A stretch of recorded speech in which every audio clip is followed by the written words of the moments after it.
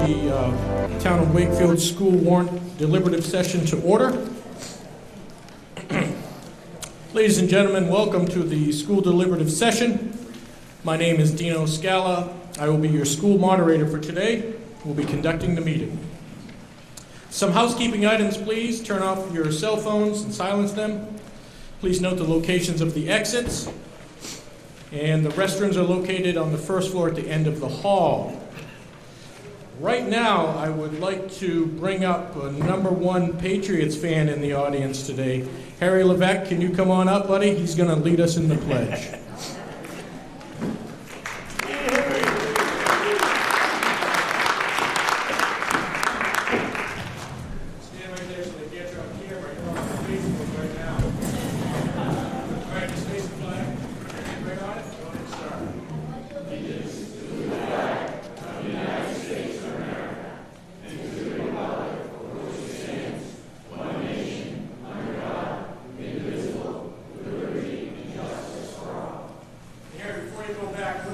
With the spread being just about 3, what's the score tomorrow? Patriots what?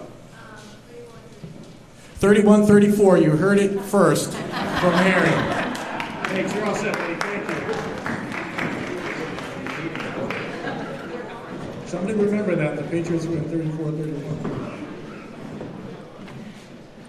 Okay, now some introductions, please. To my left, the school clerk, Valerie Ward. You've seen her before. She's doing double duty as an I.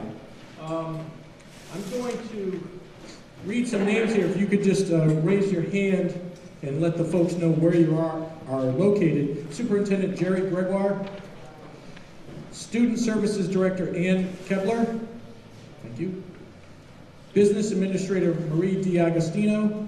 Thank you. Principal Jim Lepron. I might have ruined that name, I apologize. Assistant Principal Jen Kuhl. Could not be here. And Facilities Manager Joe Williams. Joe's over here. Thank you.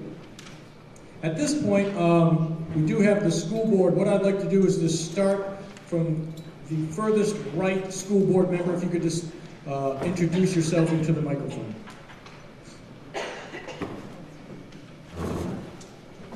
Sandy Johnson. Thank you. Jen McCauley. Bob Millett, Chair. Vice Chair. Okay. And we still have the budget committee, but just for the folks that are new, starting right in front of me, if you could introduce yourself, and we'll just work our way down. Elizabeth Connor. Howie Knight. Priscilla Kovac, Vice Chair. Frank Zahala. Dave Mancus. Jenny Miller. James Reiner. Pete Cass. Thank you very much. As mentioned, this is the Town of Wakefield School Deliberative Session.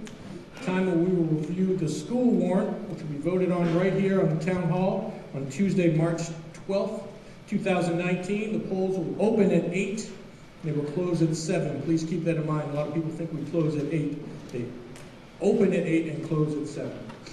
At this time, all the registered voters should be in front here. And as I mentioned, if we do get to the voting stage, we're going to be using hands. And while I'm doing that, let's do this. I'm going to have Phil again. Is Mark Duffy gone for the day? Yeah, he did.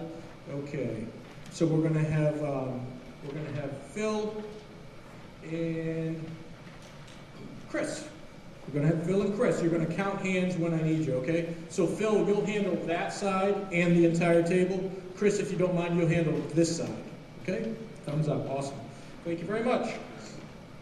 And again, all non-registered voters should be seated on the side benches. When we begin, please observe the rules of order. Raise your hand and be recognized. Rise and please state your name, at least for the first time that you speak. The person on the floor is not to be interrupted. Please limit your remarks to 5 minutes. Sometimes people have a hard time hearing the speaker. Please wait for the microphone and be sure to speak loud enough to be heard. Gabe just brought up a good point. We are streaming live on Facebook, so if you don't wait for the microphone, it comes in, you can't be heard on Facebook. So if you want your point to be heard by the community, please wait for the microphone, unless you can really bellow it out. So please direct your comments to the chair, which is myself. Any request for a secret ballot must be made by 5 or more people and be in writing. So you can request a secret ballot. We have the boxes up here, but it has to be made by yourself, in addition of 5 other people. All amendments must be submitted to the chair in writing, and no more than one amendment will be on the floor at a time. At this time, I recognize the Assistant Town Moderator, Philip Twombly, with the traditional bill, Twombly, a motion for adjournment.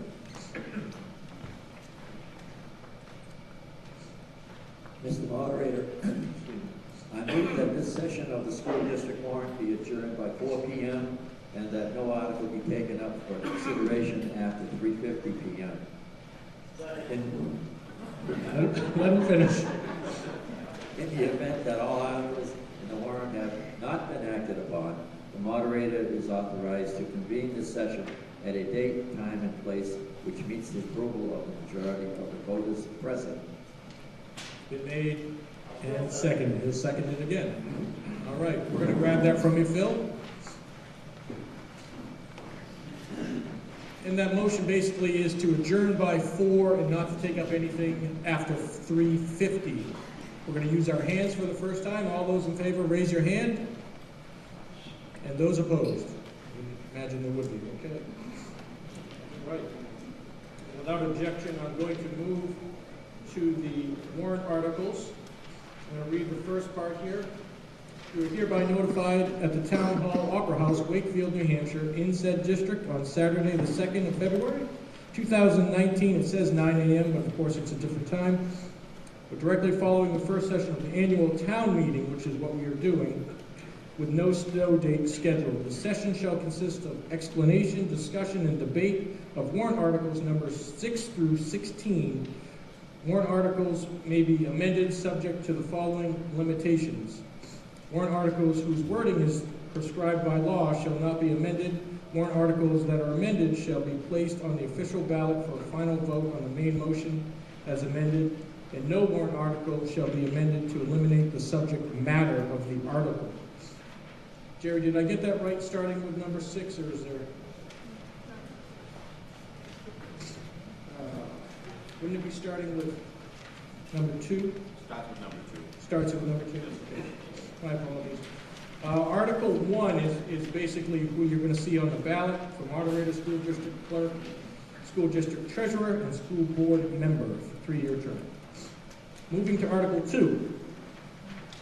Shall the Wakefield School District vote to approve the cost items included in the collective bargaining agreement reached between the Wakefield School Board and the Wakefield Education Association, teachers, which calls for the following increase in salaries and benefits at the current staffing level over the amount paid for the fiscal year. You can see the increases there.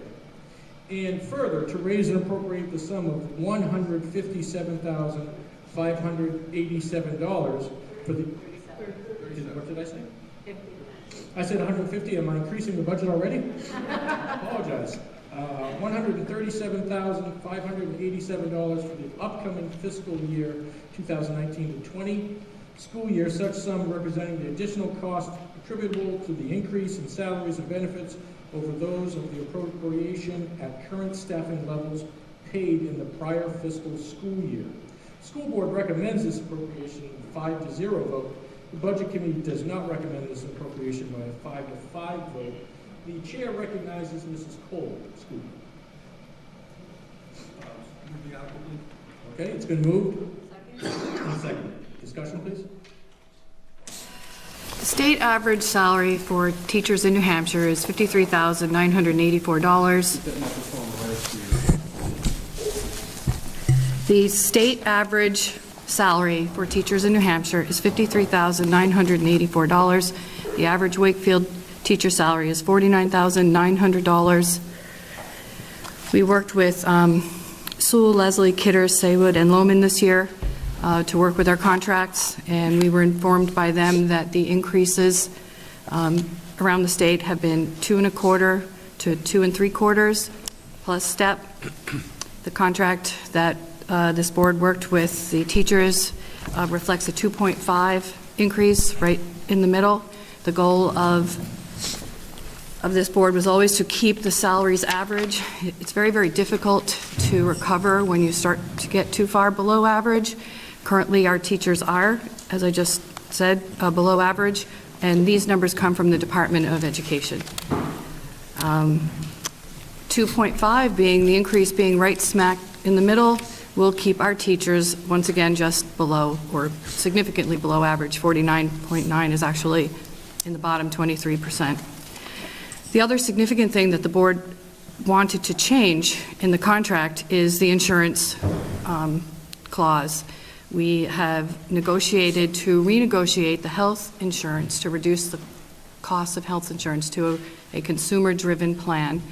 In 3 years, the Cadillac plans may have an excise tax, so we also negotiated with the teachers that they're responsible for 50%, and so are we, to have us both motivated to go to a consumer-driven plan, which will greatly decrease the costs, hopefully, of the insurance, which is one significantly large cost. After that, we increased, we have $16,500 for stipends, which is the after-school cultural part of the program. That was increased $1,500 to $18,000.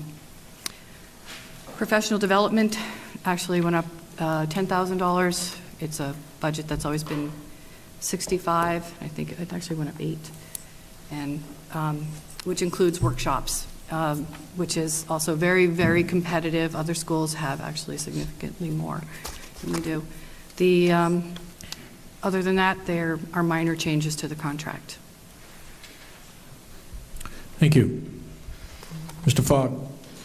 If you say decrease the cost, are you talking about decreasing the cost to the employees, or are you talking about decreasing the cost to taxpayers?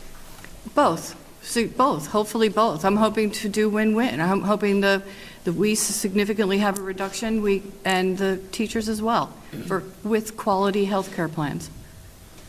Why? Why?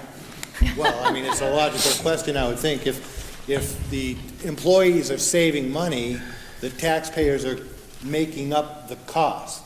If you have Cadillac insurance plans that somewhat become unsustainable in the future, you know, I mean, I'm concerned about the idea of who's saving what. I think you're trying to answer that question. Yes. No, the goal is absolutely, positively not to increase the burden of the cost to the taxpayer. Absolutely not. That is actually, and it's the committee consists of 3 teachers and 3 board members. And that all have to agree. And the motivation is to reduce the costs across the board, absolutely, not increase the cost to the school or the taxpayers. Okay, thank you. Yes, right up front. Tracy, you mentioned 50-50 split for the employees and the paying half, the teachers paying half. It's not that now. It would be changed to that. Correct. Okay. It is not right now, So- as it stands, the excise, excuse me? She's talking about just the excise. Just the excise tax. Okay. Currently, it's 83% that the school pays or the taxpayers pay, and 17 to the teachers, which actually is we compared the towns all in the area, and some are actually at 100%. The school pays 90%. It's actually, and we have a cap right now in the contract of the most that you can pay per plan, which wasn't changed at all. However, we want to take it even further and reduce the costs to the teachers and to the cost of the school. It's a significant cost, and very much both parties are looking forward to doing that. Okay. And the excise tax, which I was talking about earlier, is a tax that when you have a Cadillac plan or you have one of the older style plans that are changing, but you have to wait for your contract to come due to change it. And so this one, the language is in the contract that allows us to change it in this contract. We don't have to wait 3 more years. If in 3 years we still have these Cadillac plans, as they call them, there may be an excise tax that the teachers will have to absorb half of that. So there's motivation for everybody. If this doesn't go through, you lose the negotiation for the teachers, and also, which is I have found to be very, very difficult, since we landed right in the middle of the increase that the state has been having. Next year will be that further behind that we have to renegotiate to teachers just to keep them average. That's very difficult if this contract doesn't pass. Thank you. Mr. Miller? You know, I'm not sure where the term Cadillac plan came from, but somebody within Washington, D.C. determined how much a maximum insurance plan should be, and anything over that became, any percentage over that became the Cadillac plan. I'm still confused as to why, if we're offering Cadillac plans, why the taxpayer has to pay half the penalty. That doesn't make any sense to me. Seems to me that if you're offering a Cadillac plan to the teacher ought to pay the penalty, the whole penalty, not half of it on the taxpayer. I don't understand that, and you know, you can probably talk a long time about it. It still doesn't make sense to me. A penalty ought to be borne by the teacher, not the taxpayer. Thank you. Yes, up front. So what we tried to do, without cutting benefits significantly, is have a committee made up of 3 teachers, 3 teachers, 3 school board members, so that they can come to a conclusion of something that's fair to everybody, which we're hoping is a consumer-driven plan where it'll cost us less money, there would be no excise tax, and the participants just need to be more educated in their health care. And if they play a bigger part in their health care and their bills, they will end up paying less money for their plan and for the medical care, and then we will end up paying less money, and there will be no excise tax. That's basically our goal. It's a win-win for everybody. We have no intention of paying the excise tax in 3 years, or the teachers paying it. We hope to be very much out of these plans and into consumer-driven plans. One more thing. Go ahead, Mr. Miller. You know, I understand that's your goal, and I commend you for that. The fact remains is that if we do have a penalty, teacher pays half of it, the taxpayer pays half of it. I don't think the taxpayer ought to be involved at all in your penalties, not even half. Go ahead. It will be much, much more expensive to have to raise 5% next year than to worry about a tax that we're not going to pay in 3 years. Much, much more expensive not to move forward a very fair, a very reasonable contract for the teachers and for this town, to hold it up over an excise tax that we're not going to pay. Okay. Yes, Teresa. Microphone's right there. Oh, sorry. I think it's a great idea to have a consumer-driven health plan. As many of you know, that's what I do now for a different company. But so I just want to understand, 50% is on the deductible part, is what the employee will pay, and then 50% of that the school will pay of the deductible, or no? No, just the excise tax. Just what excise tax? The one that may. The 40%? May happen in the Cadillac tax. Cadillac tax. So you're saying that it would be that the teacher would have to pay 50% of that Cadillac tax. And is that something that can be done? I thought that had to actually be taken by the hit has to be taken by the I was under the impression that it had to be taken by the taxpayers. So the deductible plan that you're looking into, the consumer-driven health plan, which is generally a deductible plan, which definitely will be less than what you're currently offering now because there is no deductible. So that's great. I think better consumerism for everybody is a win-win across the board. So it shouldn't you shouldn't have the 40% tax. And from what I gather, it is stretched out to 2022, which it might not even happen. I mean, we know our government, it hasn't happened already. It just keeps getting pushed out. So I think kudos to you, I guess, for coming up with a consumer-driven health plan that I think is something that's good for everybody across the board. I guess I just wanted to make sure that the deductible part is going to be then fully absorbed by the employee and that the town isn't going to, or the school isn't going to be paying. Okay. Yes, and thank you. You're welcome. Did you have something, did you? I was just going to say that, to clarify, because they were going the other way, that the 50% is the excise tax, that we don't know for sure will happen, because it's not a given, it's a possibility, and all of this is part of a negotiation for the Act. So we had things we gave and things that we took, and it all worked out well between the school board and the Teachers Association, and we feel that it was a very, very fair contract. Thank you. Yes, sir.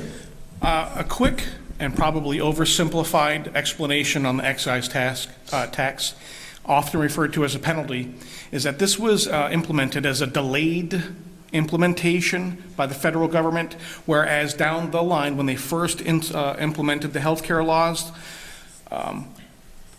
owners of these Cadillac healthcare plans were not immediately taxed, therefore they did not become immediately apparent as being encompassed into your total compensation.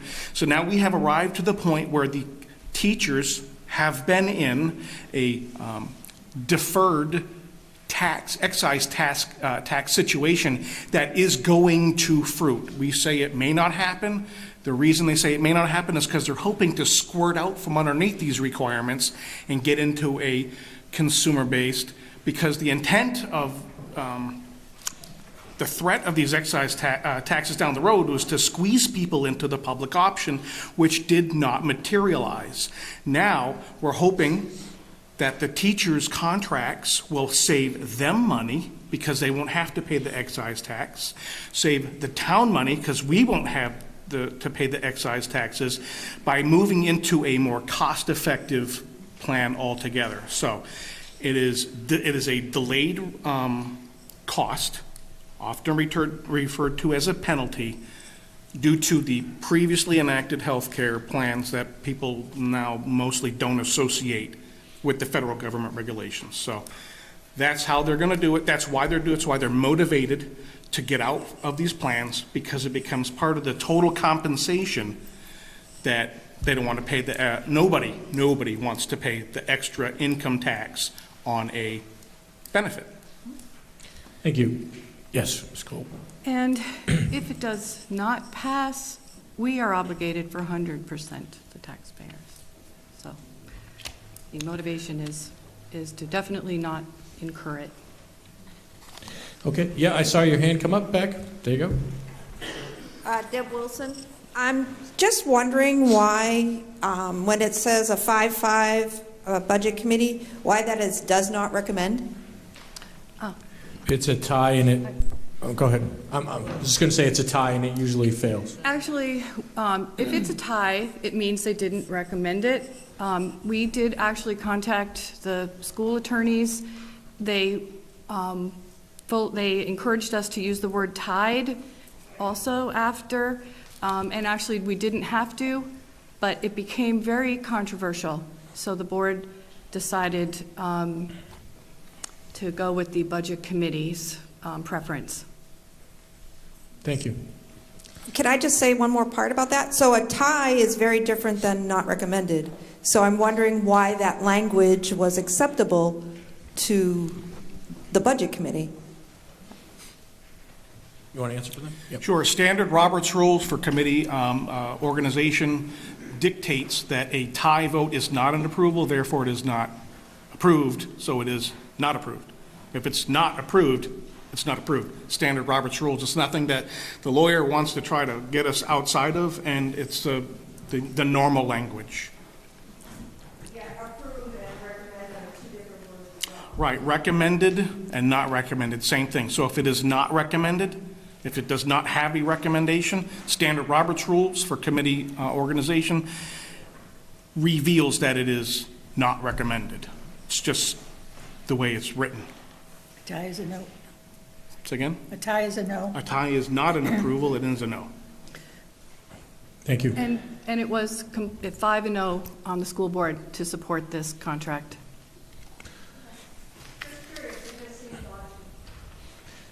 Us too. Mr. Fogg? Frank had mentioned the word owners. Does that mean the people who have the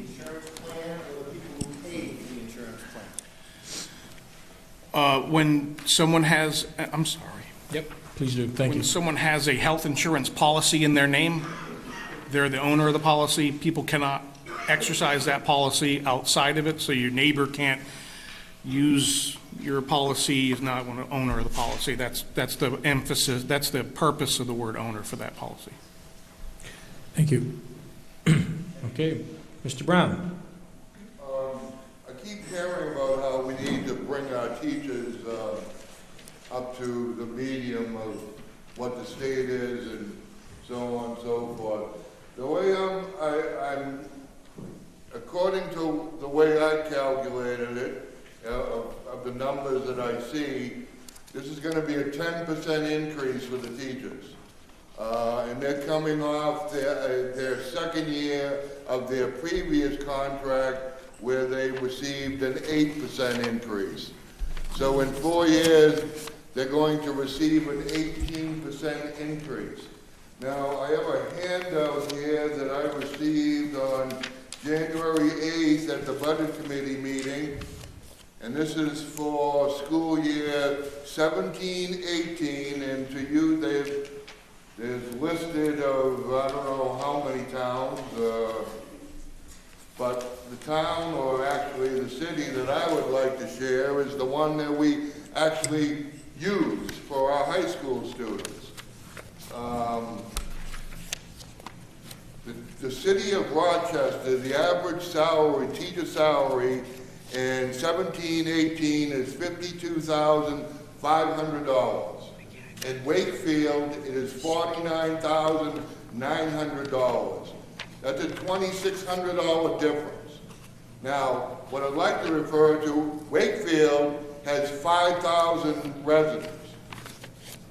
The city of Rochester has 35,000 residents, and their tax base can't even compare to what the town of Wakefield was. So I think to put everything into perspective, I think the town of Wakefield is doing an extraordinary job at keeping their teachers relative with everyone else, and probably even higher by percentage as to what most other towns in the state are paying their medium salaries for their teachers.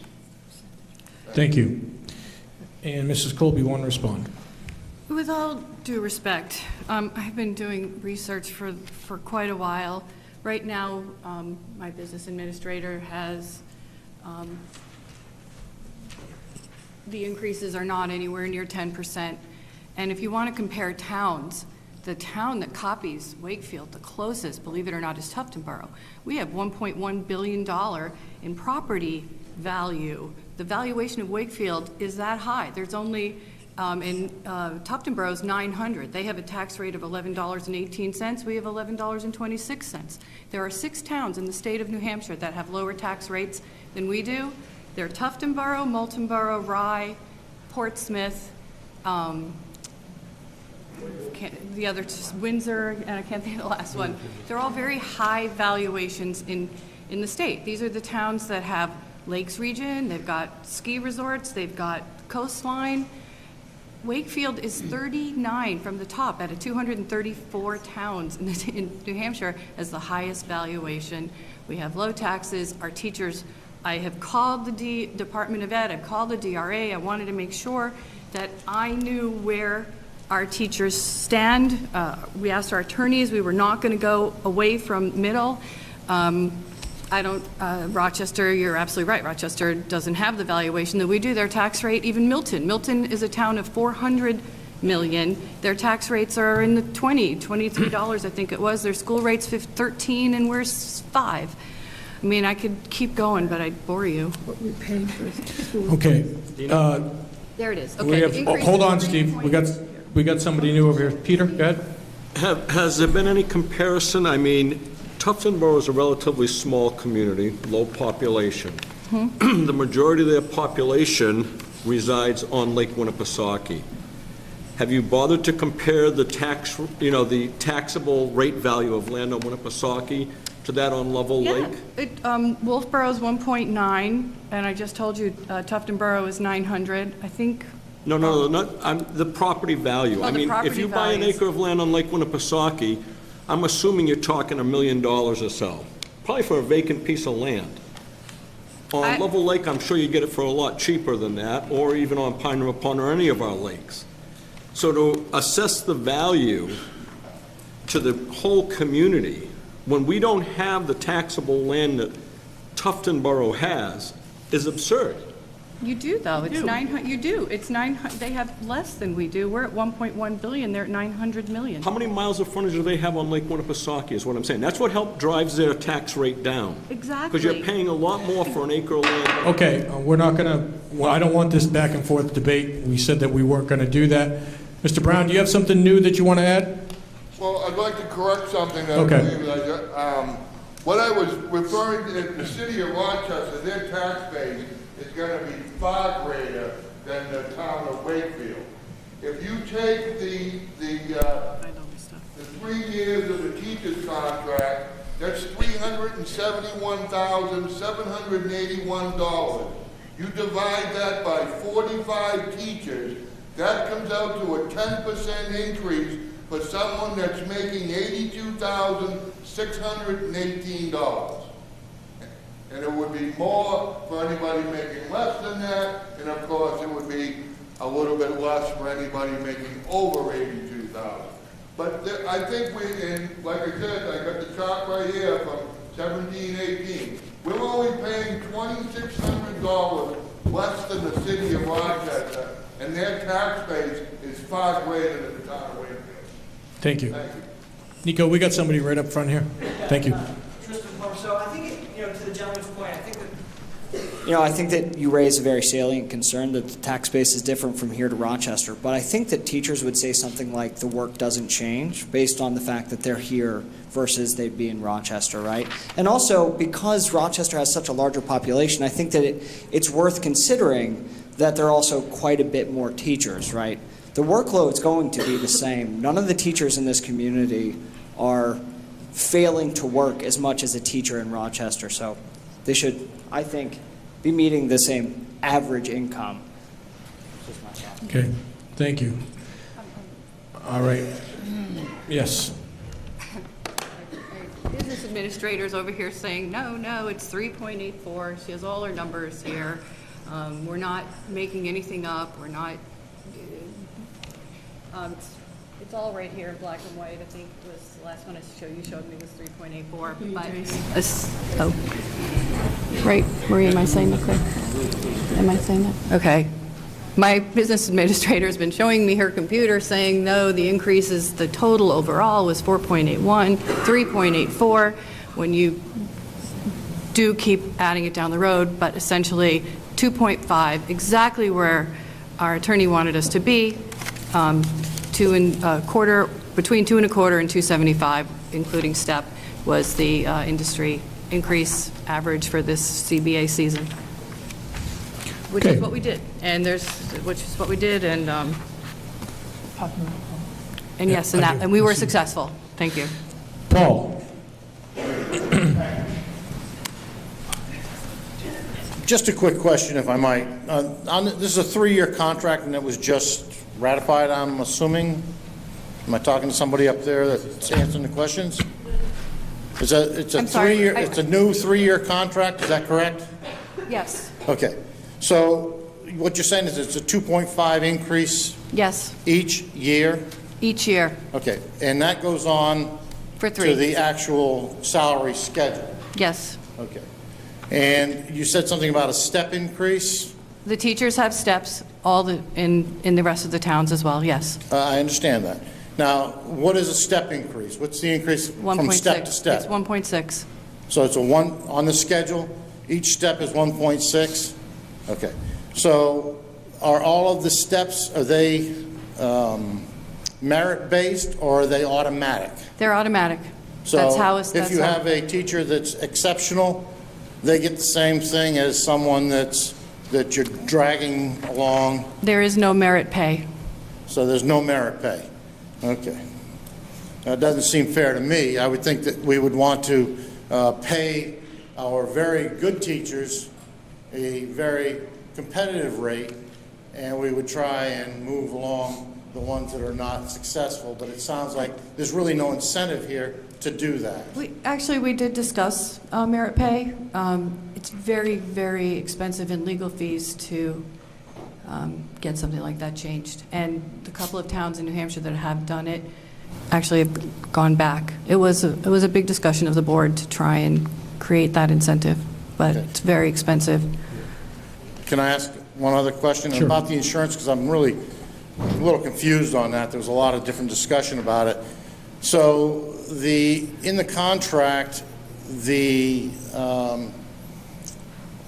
rates that are paid for that, are they split 50-50? Is that what you're saying? Or were you talking about deductibles? We were not when we're talking about nope. 50-50? It has nothing to do with their 50-50 has nothing to do with deductibles. They pay their deductibles. The school would have no part of that.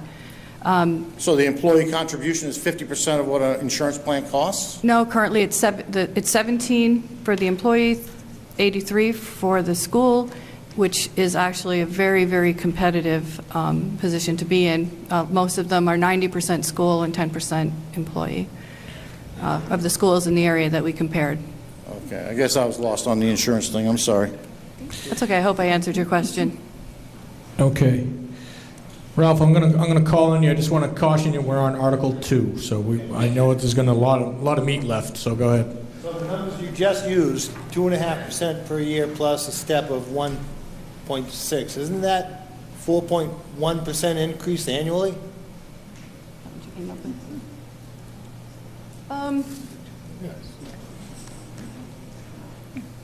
Again, possibly, but to be perfectly honest, where do you want us to put the teachers? Do you want us to have below average teachers, or I don't know what the goal is here. The goal for this board was to keep our teachers competitive and average, and that is what this board has done with this contract. 2.25 to 2 3/4 were the increases around the state, plus their step, and that's what we did. I'm just asking for the numbers to be accurately represented here today. Thank you. Donna, you have something? As a 27-year veteran teacher, and 14 of those were spent at Spalding High School in Rochester, I saw outstanding teachers leave our district because they were not paid and covered by medical benefits. I had a teacher who had a bachelor's degree, was working on her master's, paying outrageous school loans, probably a car loan too, and was making more as a waitress at Applebee's for one weekend than she was making as a teacher with a degree.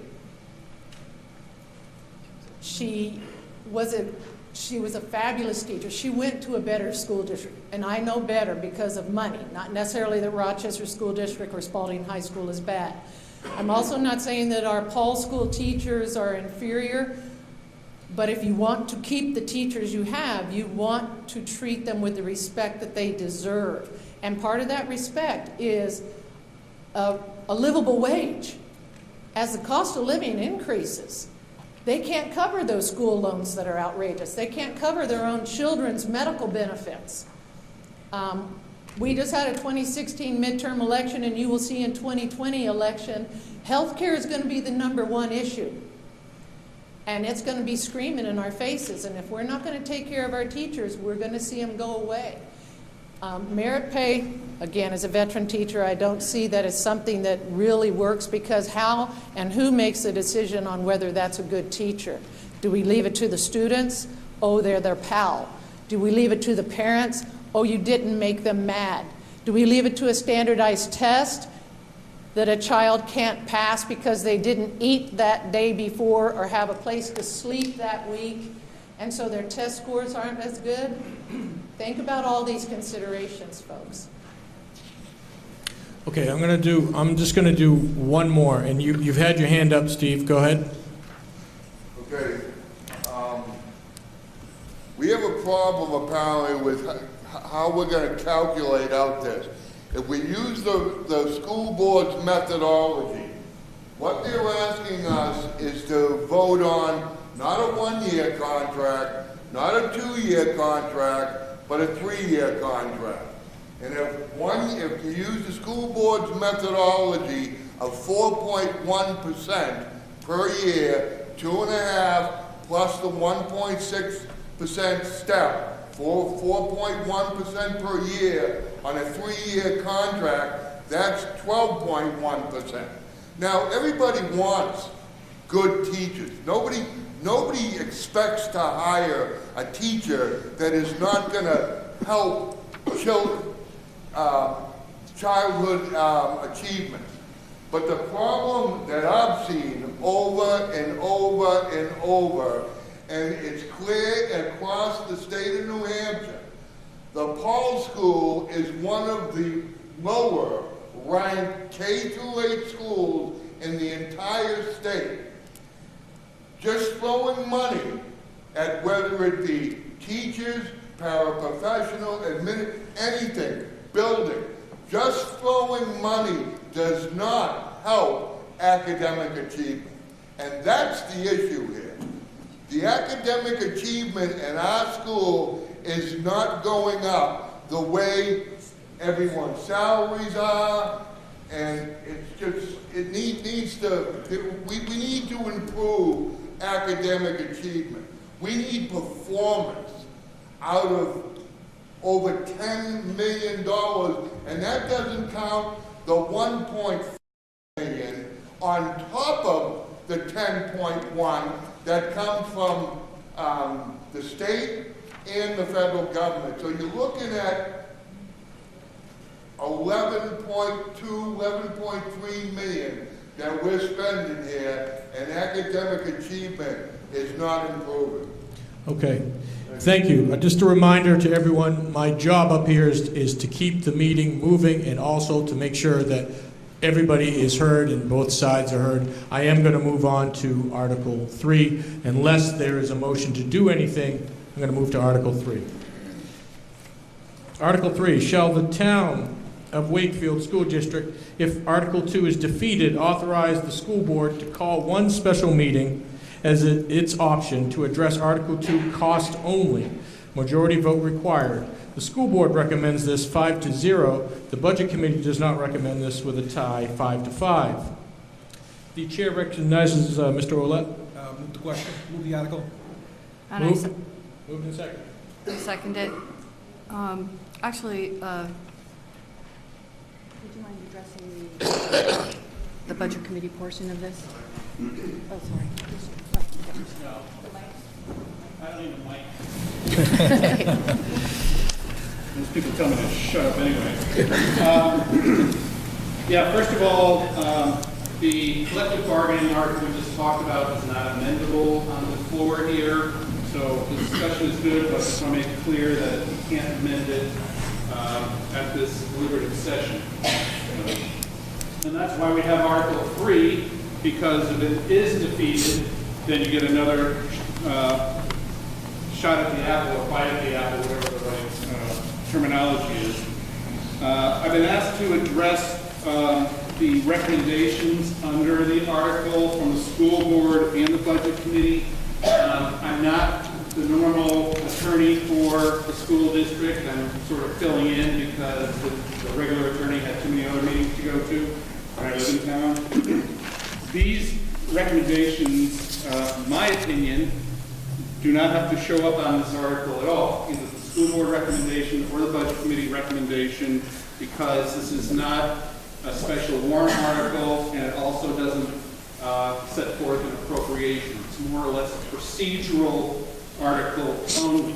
So there's no money in the article.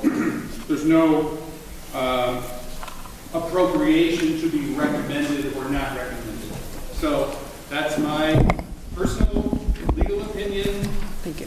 When you go back to your regular attorneys, bring it up with them, and let them guide you further. Thank you, Rick.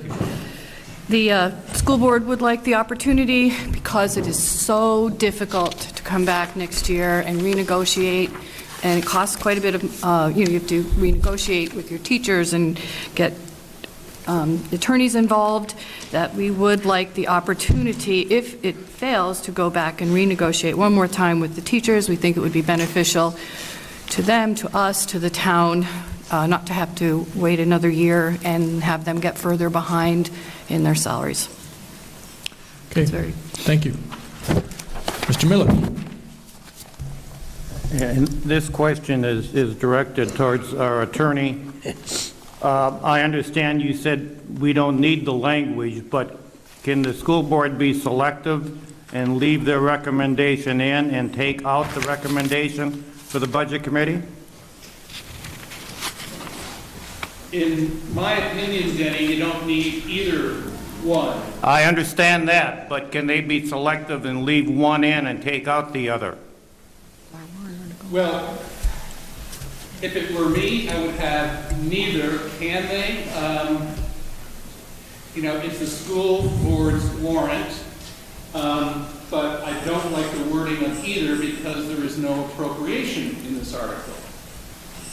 So when it says the school board recommends this appropriation, there is no appropriation. So I think that both should be. And I would further say that obviously the school board is in favor of it because they're putting it on their warrant. Thank you. Mr. Knight. While there may not be a dollar amount listed, certainly there's a dollar amount that would be needed to redo another meeting. There are expenses implied in this article. Well, probably there's expenses implied in every article because there's always money you have to spend to implement any article. But, I'm telling you what I believe the law to be, and because there's no dollar amount in this article, it's not an appropriation, and thus a recommendation saying it's an appropriation is not appropriate. Some legal speak there. Priscilla, go ahead. Can I ask why the school board wants to take this out? They always talk about being transparent. It seems to me that if they want to leave theirs in, if that's their intent, they should leave the budget committees in there so they can be transparent. Well, it's not a fiscal, it doesn't have a fiscal implication. I don't know why the budget committee would want to weigh in on it, unless just to say no. Sure. It can be in there? I don't know why you would want to weigh in on it if it's not a fiscal impact. The same reason we weigh in on all of them, to let the voters know how we feel after doing our research. Okay. Thank you. Go ahead. For clarification, are we talking about the wording for the recommendation on Articles 2 and 3? No. Just 3. Just 3. So, 2, absolutely appropriate to have a recommendation. 3, in my opinion, I'm not the regular school district attorney, it's not appropriate. So, and I don't intend to beleaguer this, but I'm unclear how Article 3 does not irrevocably reference Article 2. It's not a standalone article. So in the way I read it, since it references Article 2, it inherently utilizes the raise and appropriate sum of line from Article 2. Therefore, Article 3, not being a standalone article, falls under the same standard. That's all I'm saying, and that it seems to me that although there's not a number referenced, a number specified in Article 3, you can't remove the number referenced to Article 2. So, go ahead. I understand, but understand also that if the town or the school district meeting votes in favor of Article 3, should Article 2 be defeated, then that's saying there would be a special meeting at which time the new contract or whatever would then be before the budget committee again, and the budget committee would have the opportunity to recommend or not recommend that new article. This is really just a procedural article to see if we can schedule another meeting. And you don't really know what the dollar amount is going to be at that next meeting. So that's, okay, thank you. It is what it is. Thank you. Mr. Fogg. Yeah, I would strongly recommend that you don't start picking and choosing what you recommend and don't recommend, or explaining to the voters your position. You either don't have that language on the entire warrant, or you do have the language on the entire warrant. As soon as the voter recognizes the idea that one group is trying to manipulate the vote by its language itself, you will fail. So, for your own benefit, don't pick and choose, because that's not something the voters are going to appreciate. Okay, thank you. All right. We are going to move on. Article 4.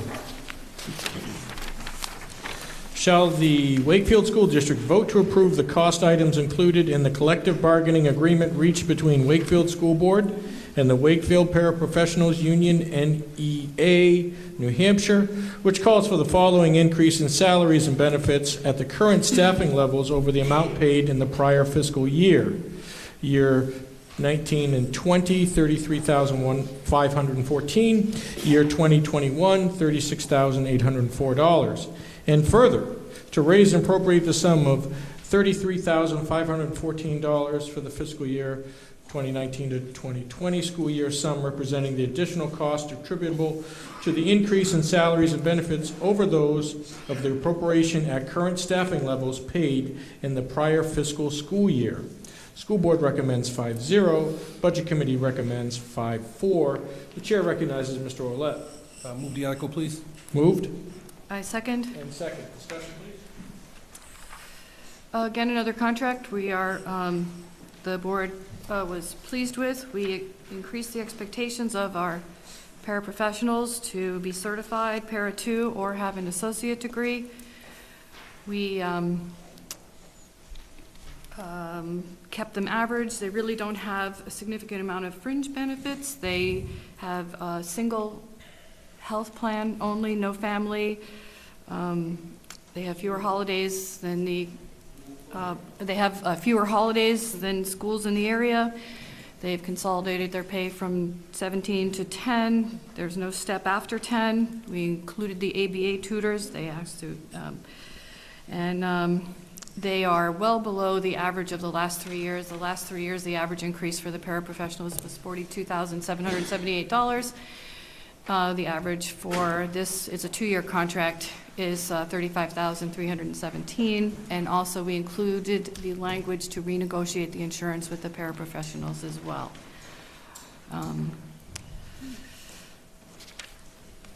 Pretty straightforward. Okay. Thank you. Moving on to Article 5. I'm sorry. What's that? You have something? Yes. Okay. Article 4 and Article 2, just to use for Article 4 the amount and defer the raise and appropriate, the $33,514. Isn't that basically renegotiating what the previous school board budget committees have already negotiated and approved? Because you're going back in both instances and raising funds for this current year that has already been negotiated. So what's the sense of negotiations when at any time in the future, well, these people don't like that. So now we're going to go back and we're just going to add to it on what's already been negotiated and approved, because basically, what about the warrant article that would have, I believe, the last contract was a 2-year contract. That warrant article was approved by the voters, which had to be approved by, that warrant article had to be approved by the taxpayers 2 years ago. But now we're coming back after the fact that the taxpayers have already approved the previous amount of money, and we're just going to add on to that. I don't think this is the proper way to be negotiating after the fact, after it's already been negotiated and approved by the taxpayers. Thank you, Mr. Brown. Anyone on the school board care to address that?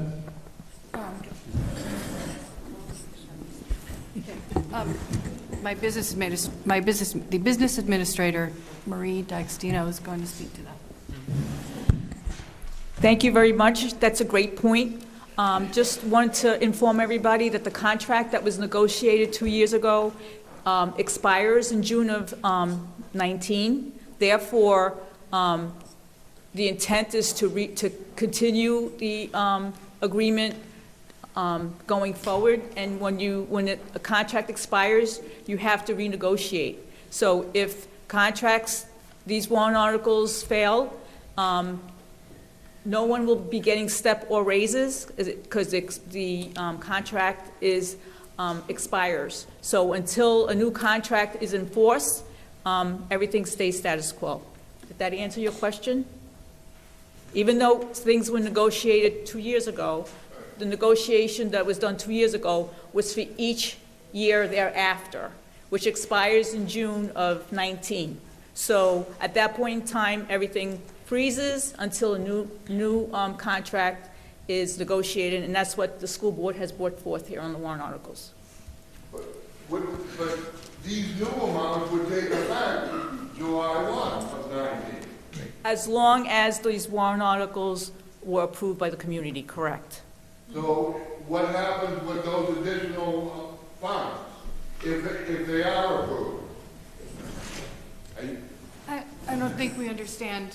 We're just continuing the same thing that's been done in the past. This is just another contract. You did one 2 years ago. And then if that contract has expired, so everybody is frozen in place until a new contract is negotiated and approved. Okay, go ahead, you had your hand up. Thank you. Mr. Brown, the contract, they're called CBAs. In them, we sign a thing that goes through June of 2019. Doesn't continue past that. That's why they had to redo the contract. And Jerry, you had something? Steve, are you under the impression that there's an overlap of the contracts? That there's a contract that's going to continue, the previous contract would continue if we didn't do this? There's been another year negotiated in the last contract? Well, I've never seen this before, and if these are approved, these new contracts will start July 1. This current contract expires. There is not another year on this the last negotiation. This current contract ends June 30th. Correct. And in 2 year in Article 4 and 3 year in Article 2 begin this July 1. Yes. Correct. Correct. So after the expiration of this current contract. Correct. So what's these additional monies for? I've never seen these additional monies being added in to this year's contract. It's not, Steve. It's not. Oh, no, I'm sorry. Okay, that's right. So what are these additional monies being added in on top of next year's contract? There is no next year's contract. What additional money, Steve? We're talking the 2000. Article 4 got an addition into 30.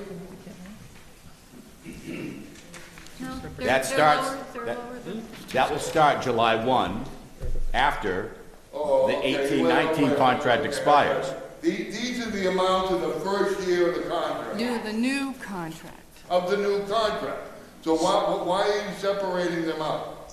They always have been. Yours were 42, 45. I don't believe that they separated out the first year. The average of the last 3 years was 42. All right. I apologize. I see what you're doing now. Okay. Okay, thank you for that. We're going to move on to Article 5, seeing nothing else. Shall the Wakefield School District, if Article 4 is defeated, authorize the school board to call one special meeting as an option to address Article 4 cost only, majority vote required, School Board recommends this appropriation 5-0. The Budget Committee does not recommend this appropriation 2-7. The Chair recognizes Mr. Olet. Please move the article, Mr. Moderator. Moved. And I'll second it. Second, go ahead. This is a repeat of Article 3, actually, yeah, 3, in that we would like to have the opportunity to have one more meeting with the paraprofessionals, because it is very burdensome for the community, the school, paraprofessionals to drag this out for one more year, and they are one more year further behind than the other average salaries. Okay. Thank you. Mr. Morrow. Just a quick question to the Budget Committee. I'm curious as to what the rationale or the reasoning is behind why not recommending it. It seems as though in past years, when they're contract years, they have an article like this that says if that article fails, that we authorize them to have an extra meeting in order to renegotiate. And I'm wondering why the Budget Committee is against that. We'll start with Priscilla. Thank you. We did have a special meeting one year with the paraprofessionals, and it was extremely expensive because you had to have the supervisors, you had to do exactly what you do for a regular meeting. So that's why I think a lot of people said no, because of the cost of that meeting. Thank you. There Okay. are costs to wait. Yes, go ahead. There are costs involved also in waiting another year to, we still have to renegotiate, we still have to, with the teachers, and they still have to wait an entire year, or paraprofessionals, to deal with the lack of having a contract. They will have a freeze for a year. I don't think it's in the best interest of the district to not have an extra meeting. Yes, sir. Go ahead.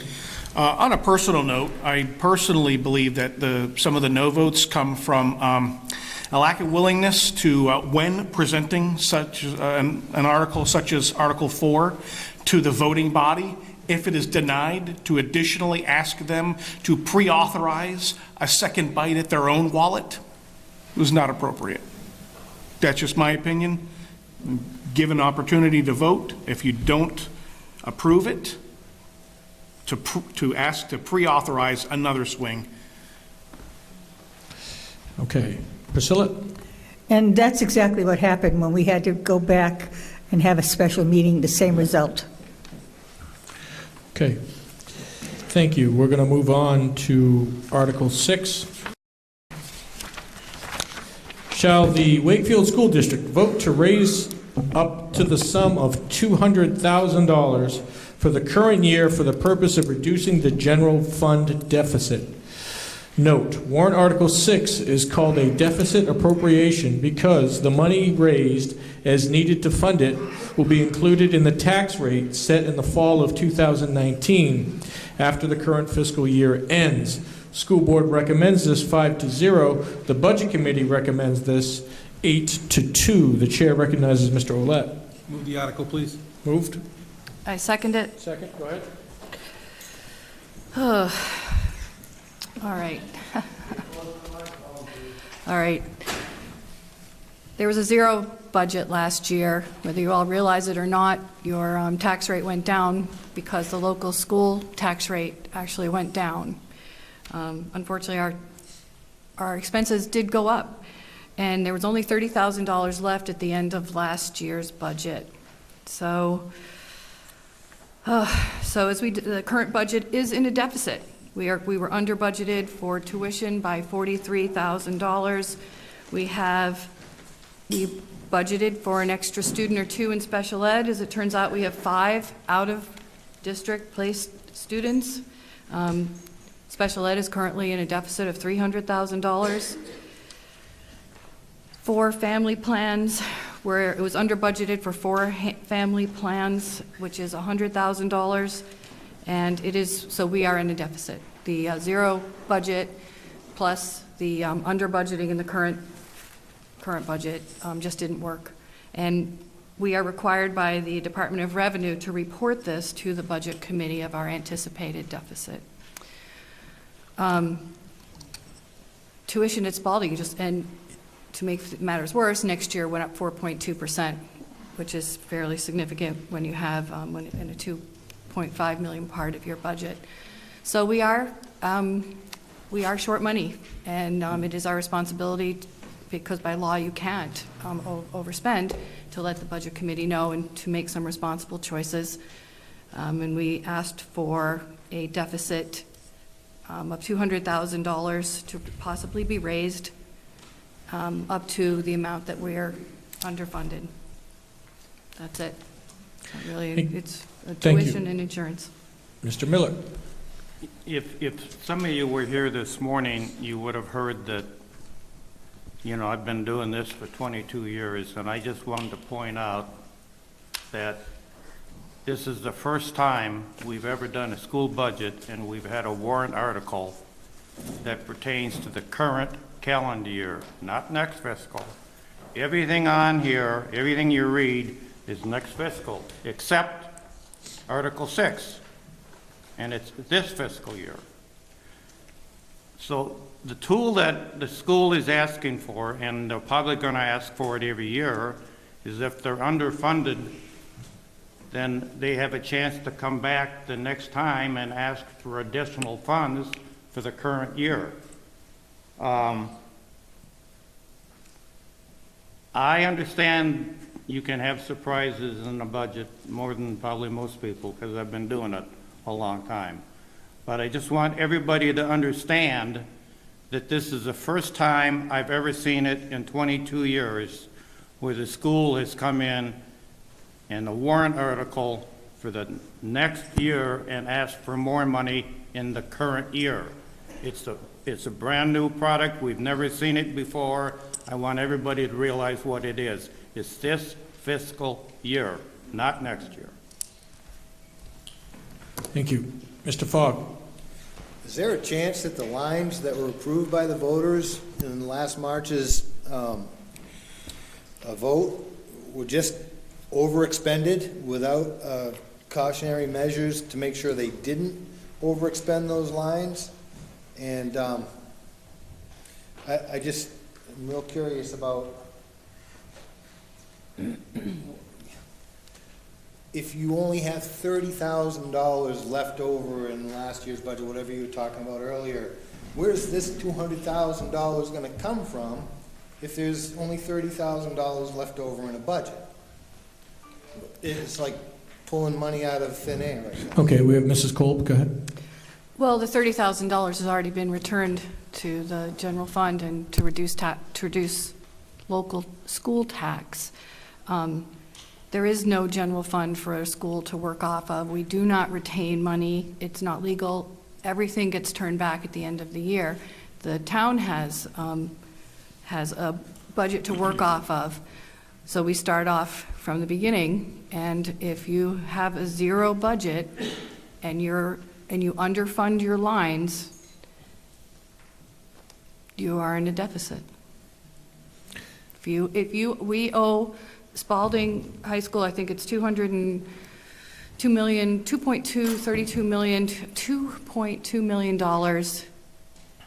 and we only put in $2,100,000. You are off by $100,000.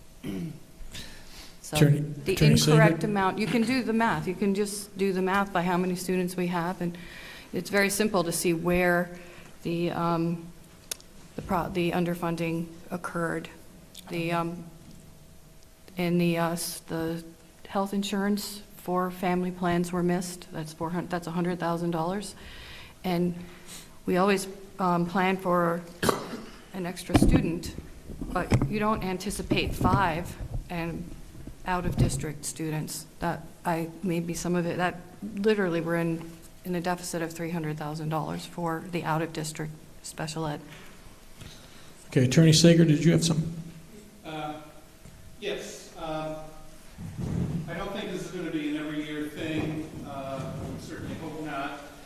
When you have a $10 million budget and your projection now is to only have $30,000 left in the budget at the end of the fiscal year, that's cutting it pretty close, although we'd all like to have $30,000 in our account by the end of the year. But, you know, it's tough when you get to June 30 and all the bills are coming in. So what this is just to make certain that they don't run a deficit budget for the current year. If they don't spend this money, it's just more or less a cushion, and it represents not a great percentage of the overall budget. And if they don't spend this money, which they're not certain that they're going to do, it does come back to the voters.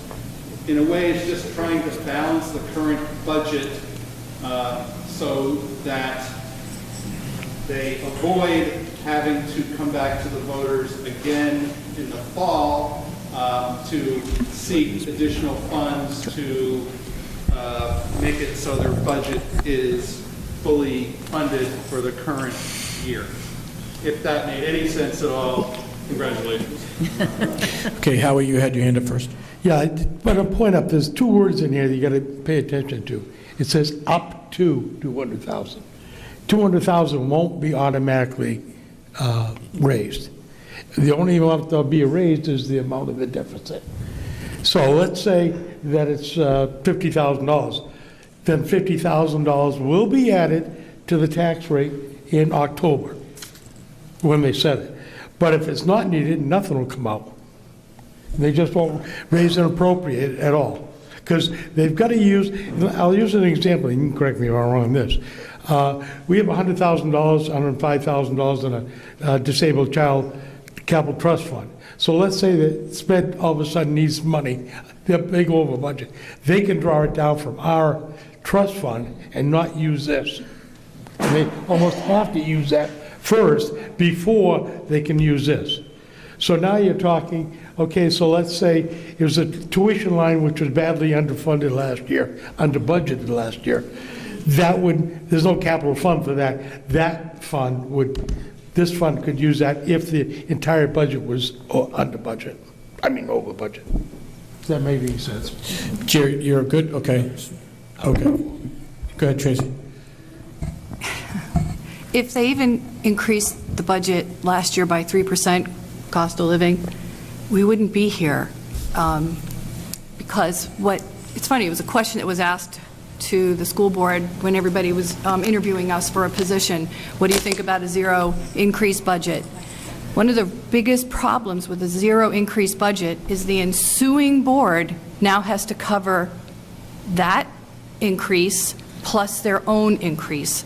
And now it's very, very difficult to overcome a zero increase budget, especially on a $9 million budget. If there was at least a 3% increase, this budget would have been covered, and we would not even be having this conversation. We would be on to new things, improvements to the school, improvements to the building, improvements to the regular education, but that's where this board really wanted to be, and instead, we're here trying to fix the budget from behind us.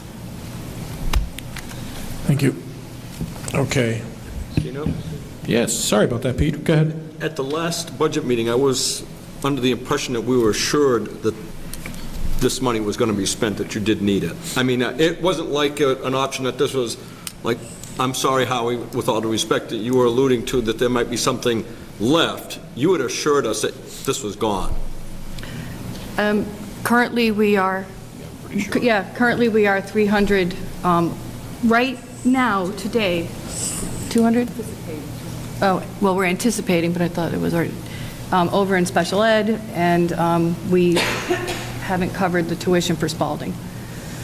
I just wanted to clarify that, because But yes, there will be, I would be, we would all, I don't want to mislead anybody. It would be, we do believe we will need some of that appropriation.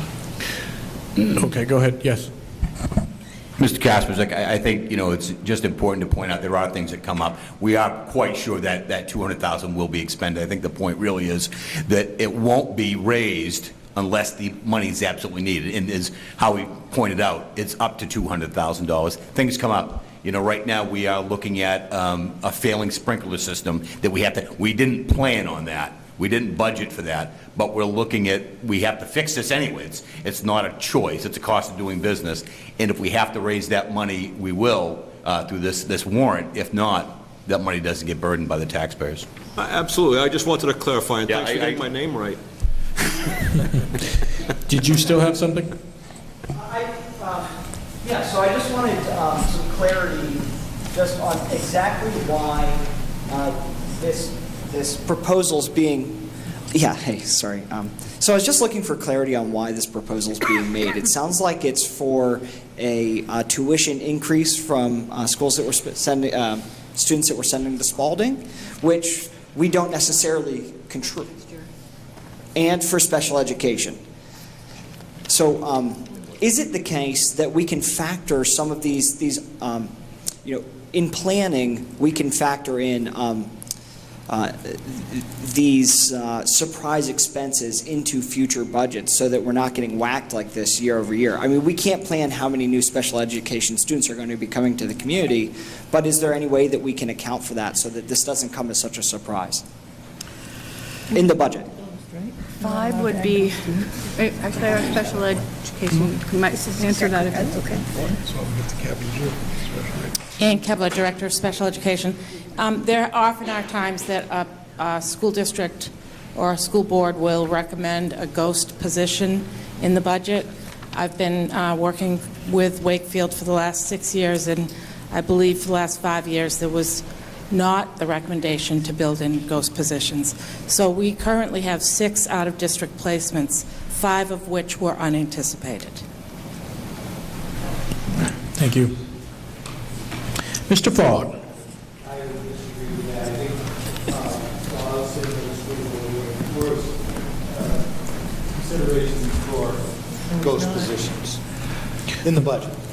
Okay, can you repeat that? I don't think I even heard you all the way. Okay, I would disagree with what Ann just said. I remember discussing the expenditures of the raising and appropriating monies for unseen circumstances or ghost positions. Okay, thank you. Jason.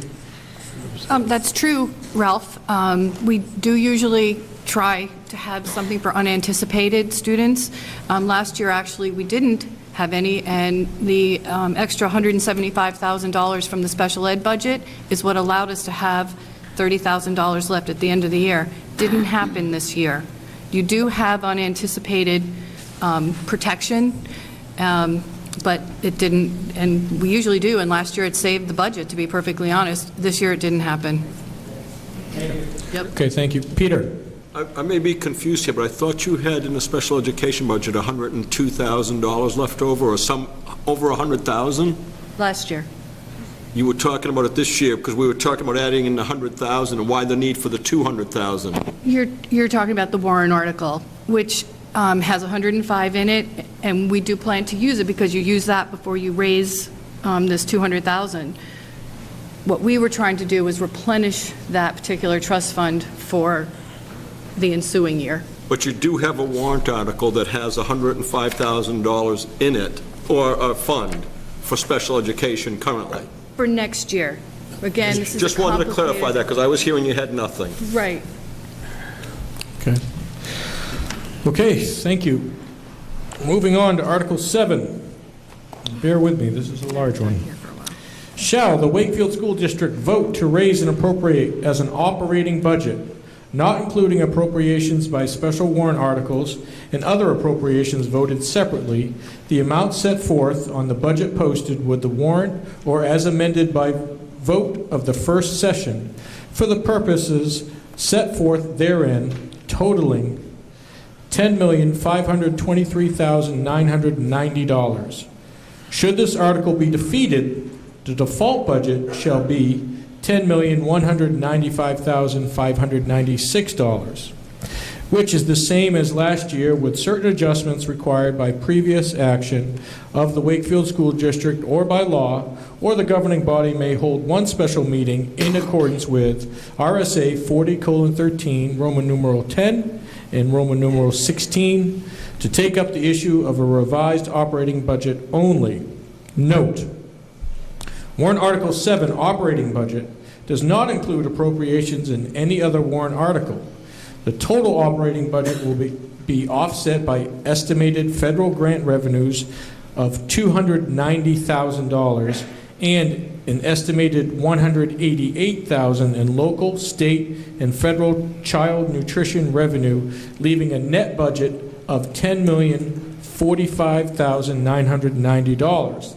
The amount of $478,000 will not be raised by taxes. School Board recommends this appropriation 5-0. The Budget Committee recommends this appropriation 7-3. Chair recognizes Mr. Ouellette. Move the article, please. It's been moved. I second. Go ahead.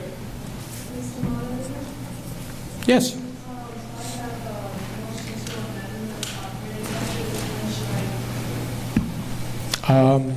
Now would be the time. I just want to make sure, does the school board want to address anything first before we take up the amendment? You do, okay. The school board, the budget presented by the school board is $307,000, $394,000 higher than the default budget. With the default budget, the major pieces of the default budget that it protects by mandate is special ed. You are required to have an IEP for every child that is in the program, and it also protects a previously voted on agreement, which would be our area agreement with Rochester. So what it brings forward, really and truly, what is in the default budget is money for the tuition for our high school students and money for our special ed students. What it leaves out completely is regular education or improvement to the buildings. The $307,000 that this board has worked so hard to get to you guys is the money that's needed for the regular education and improvements to the building. That's it. Honestly, we need curriculum. I'm over here listening to how we're not performing well. This board went after curriculum, giving the teachers and the school and the administration the tools to improve the curriculum or to give the tools to make it work, figure out how to get our performance higher. And there's about I have $60,000 in there for the maintenance of the building. I could go over some of the smaller areas, but basically, in a nutshell, $300,000 is around $28 for a $100,000 house or 2 boxes of pizza. That's the difference. If it goes to the default budget, there is no money for regular ed. Thank you. Yes, sir. I've asked this several times during the regular budget meetings, and I still don't think I get a clear, concise answer from the school board. What is the final tax impact if this operating budget is passed, hang on, and including all special warrants for the school board? I don't think that has ever been determined. I've asked it several times to get a totality of what that tax impact. This morning we heard on town side, I believe it was 4 cents. Do we have that number as of yet? We do. The town gets to offset their budget with registration from cars, permits, et cetera. The school does not. $169. $169 for 100,000, top to bottom, everything included. But majority of people in Wakefield don't own a $100,000 house. I think it's trying to skirt it a little bit to say it's if you have a $100,000 home, and with the new reevaluation of our properties, I'm assuming a large majority of everybody has seen a large increase in their property valuations. Even though our tax rate has gone down, we're still getting an impact on our taxes.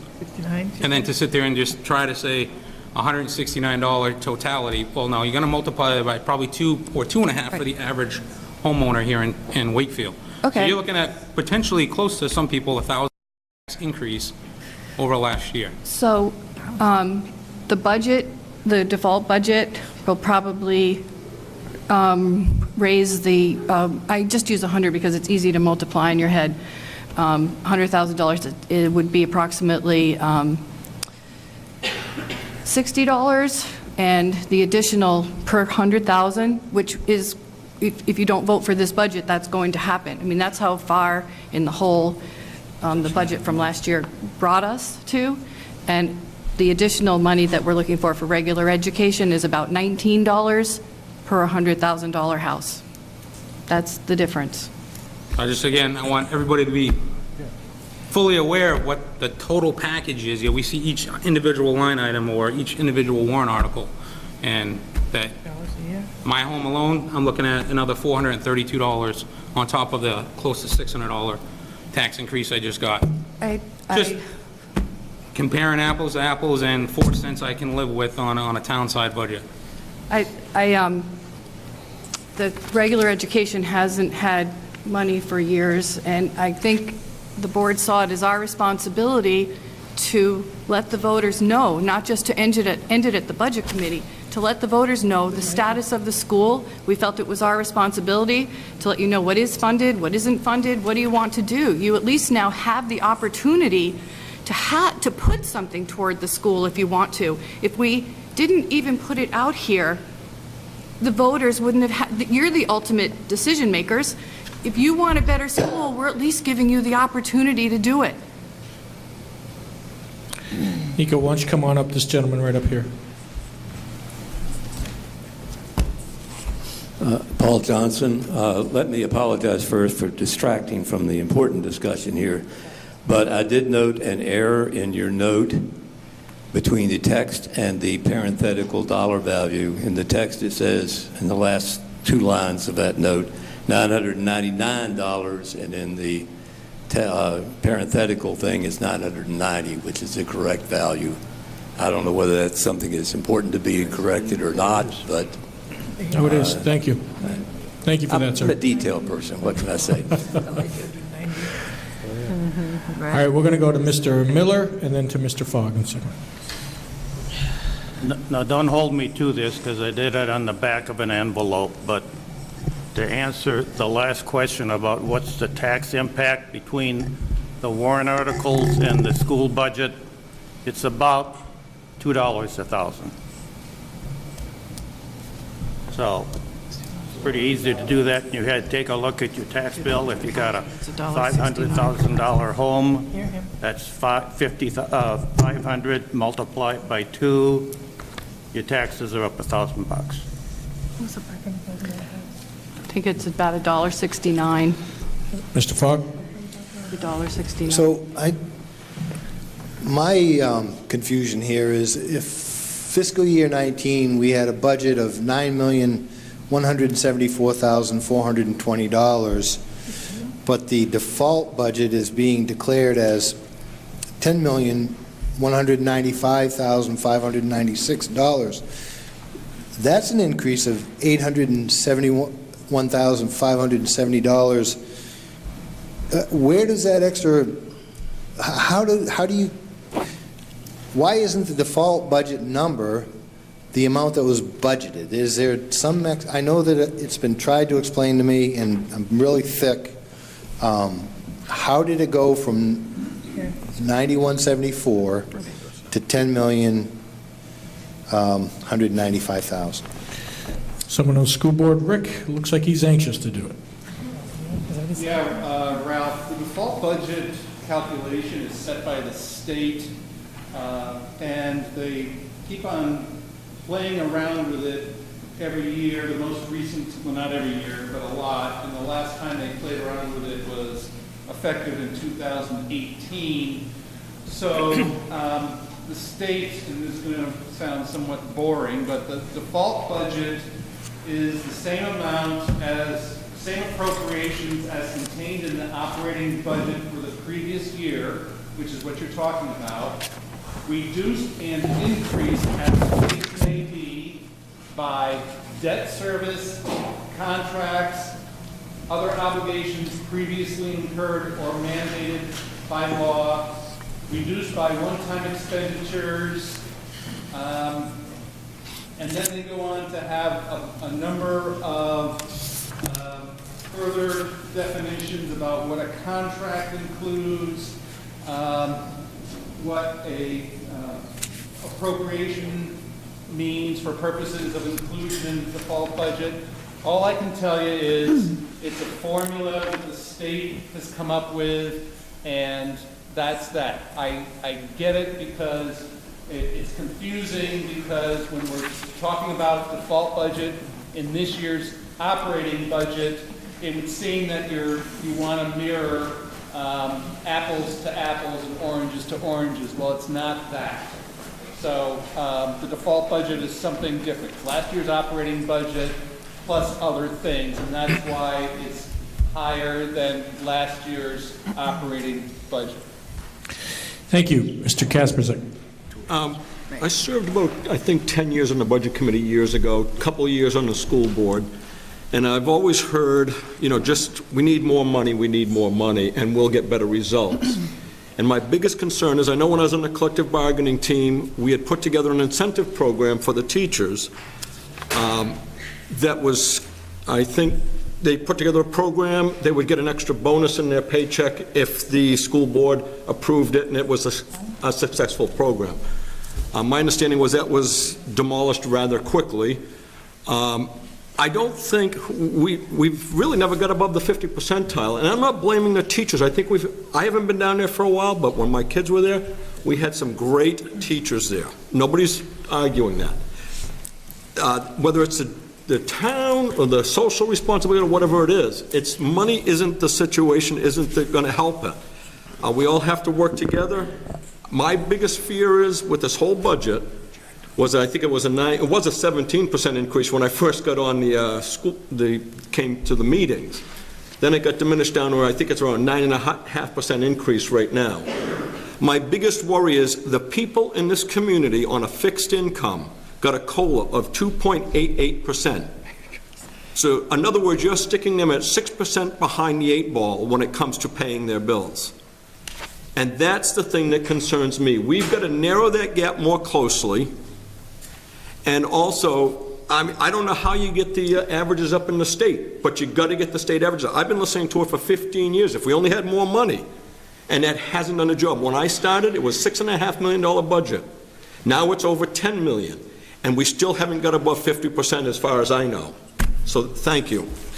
Okay, we're going to do 2 more from the school board side, and then we're going to go to Ann because she's got her amendment. So go ahead. Okay. So I want to address Mr. Kaspersick first. I have a 2-part thing here. When there's a cost of living increase for people at 2.88%, and the school board budget goes up more than that, it is not evenly distributed. Everyone in town isn't getting a 9% increase in their taxes. There's a $1.1 billion tax base in this town.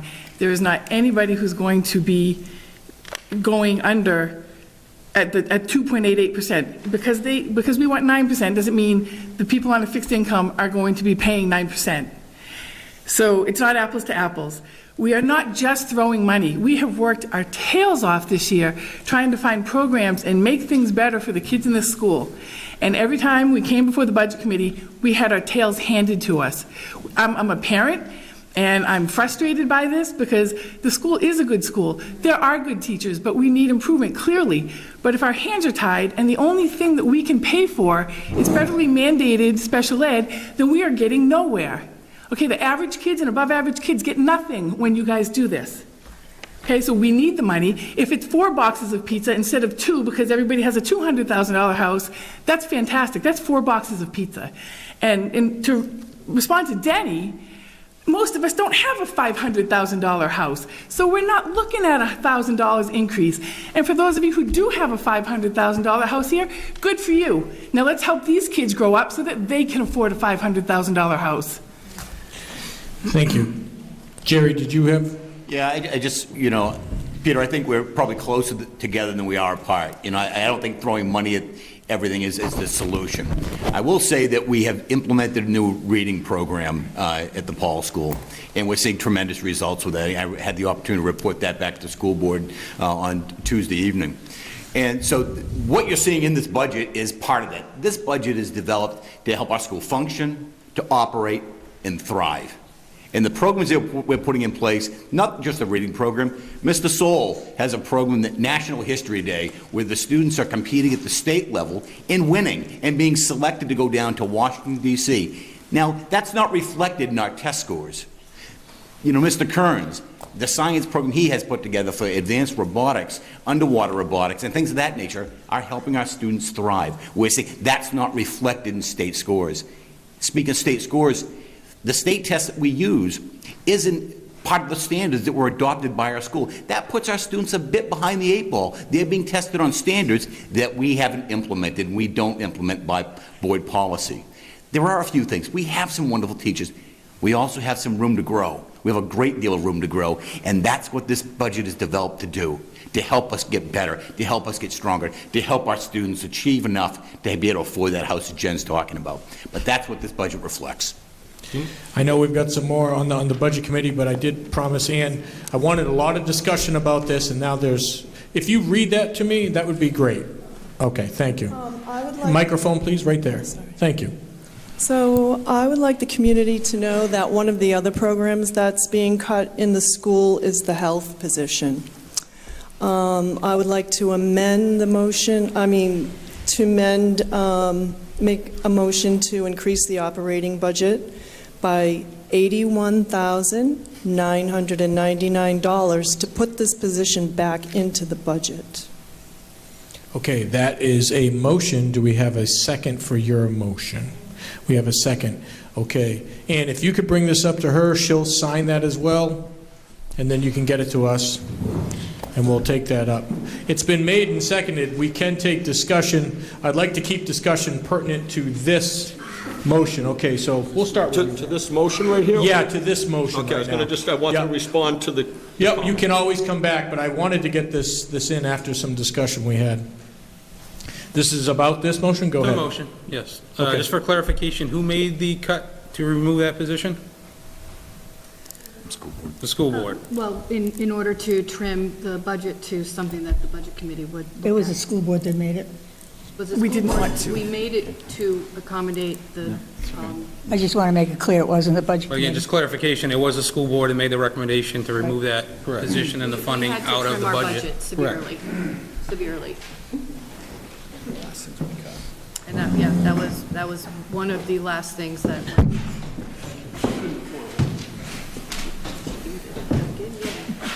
And where this is your motion, did you want to speak to it a little bit during discussion? Importance of the programs that the students need. The health department, the health teacher is already on a cart. She has an office in the hallway, so they've cut that part of her position. And this is a very important aspect of daily life, in our school. The students look forward to this program, and I hate to say it, but sometimes the children need to learn how to groom themselves, how to eat healthy foods, how to not bully each other. This is where this program comes into teaching respect in our school and responsibility. Does anybody else want to speak to this? Okay. Thank you. Mr. Moderator, can I give it to Yeah, you can hand that to Mrs. Stanley, then we're going to go to Mr. Gregoire. When the decision was made to cut the... I'm sorry. I wanted her to go first, then we're going to let you... I apologize. Go ahead. Hi, I'm Jan Stanley. I'm a former school nurse, worked at the Paul School for 33 years, and I also taught health classes. In this day and age, how can you not offer health to our kids?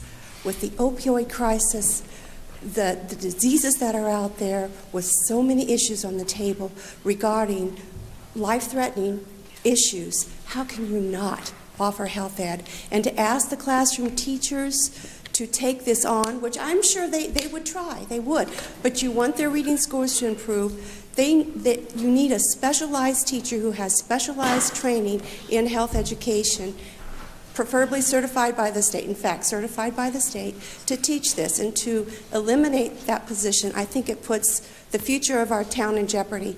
Not to say that we are still not going to lose kids to overdoses. It could happen, but you've got to give them the tools and the knowledge of how they need to take care of themselves, how they need to protect themselves, what the dangers are out there. You've got to give them this knowledge for them to make decisions. Thank you very much. We're going to hear from the other side of the story. Mr. Gregoire? So when the decision was made to cut the health position, it wasn't because it wasn't valued. When you're trying to get the amount of money that we felt that would need to be trimmed off the budget, We're not going to get there from going to the supply closet. We're not going to get there from cutting a few books. It comes from programs, and it comes from people. A couple years ago, we had a community forum to deal with some needles we found on the playground in the parking lot. Now, it turned to be not as big of a deal as we had been concerned about initially in regard to what we found. But the point is, as Ms. Stanley's pointing out, we have a number of health issues in our local area. We have disease, we have drug addiction, we have general health issues, we have mental health issues, and those are dealt with through health education. This decision to cut that was not a decision that was made arbitrarily. It was the best of the worst decisions that we could make. And it was a painful decision, quite honestly. It has a significant impact on our curriculum, and unfortunately, I think it may have a significant impact on our children. But again, when we have to get down to cutting that kind of money, it comes down to programs and people, not materials. I would love to see the health position come back in. Okay, Priscilla? The state mandates a person with a health certification to oversee the health program. The current health teacher, it's my understanding, she's going to be in a classroom. So you're not going to have that. I think what I would recommend is to take that $81,000 health teacher, put her back in health, take the $65,000 that they have put in the budget for a math program, which the teachers came before the board and said they did not want, and hire a teacher with that $65,000. Okay, yes, go ahead. Just to address the health issue, we came with a budget that we worked so hard on and was very important to us. And I invite you all to watch the budget committee on the videos and see what we went through and what we tried to do. We also had to cut a state-mandated STEM program. The kids aren't going to get the science program that we are told by the state we have to have as well. Okay, we were told we have to get down to these numbers. You can watch it all. It was very ugly. There were horrible things said, and I was absolutely horrified. Politics is not my thing. I don't understand how this is working, but we got rid of that position just because, as Jerry said, it was the least ugly of everything we could do, and we're hoping that it can be managed and we can educate the kids another way. But it's not the only thing that was cut. And the STEM program, that's very important too. All these other things that we're not able to offer the kids because the budget is so tight needs to be something everyone in this town thinks about when they order that box of pizza. You know, because we really are underfunded, and we tried so hard. We hate to see that go, but there's a lot of things that went along with it. We cut. Thank you. Peter? I'll make it apply to this one and both in my response to what you had mentioned earlier. It's not this community that's tying anybody's hands. Not the community. All things revealed, it's actually the federal government and their unmandated funds and the Department of Education that have got your hands tied. We're trying to alleviate some of that pressure. We try to help you folks out as well. But don't blame it on the community when the government forces you to have programs that they don't pay for. They expect a small community to pay for, as well as the Department of Education setting up standards and rules that cost a boatload of money to implement.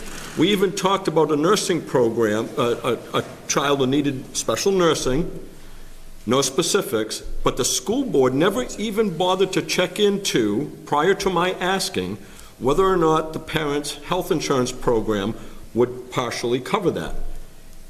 That's the whole thing, what we're asking. Due diligence on your homework when it comes to that kind of a program. I'm not Okay. blaming the community. Just for Okay, reference. we're straying from the reservation here for a second. And you had your hand up before, Mr. Fogg. Did you want to? No, let's do that.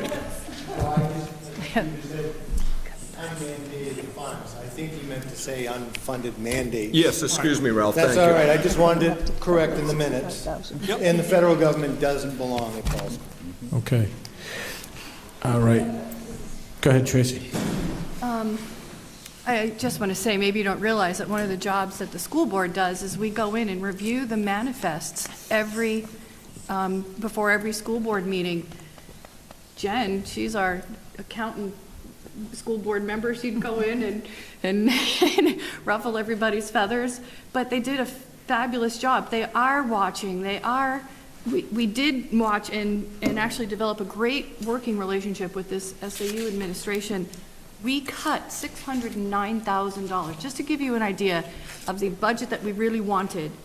And we cut STEM, we cut Orrington Gillingham, we cut everything you could imagine. I believe somebody wanted us to cut 2 teachers, and we finally just drew the line and thought, one, we could possibly build into the curriculum as opposed to losing an entire classroom teacher, which was not desirable at all.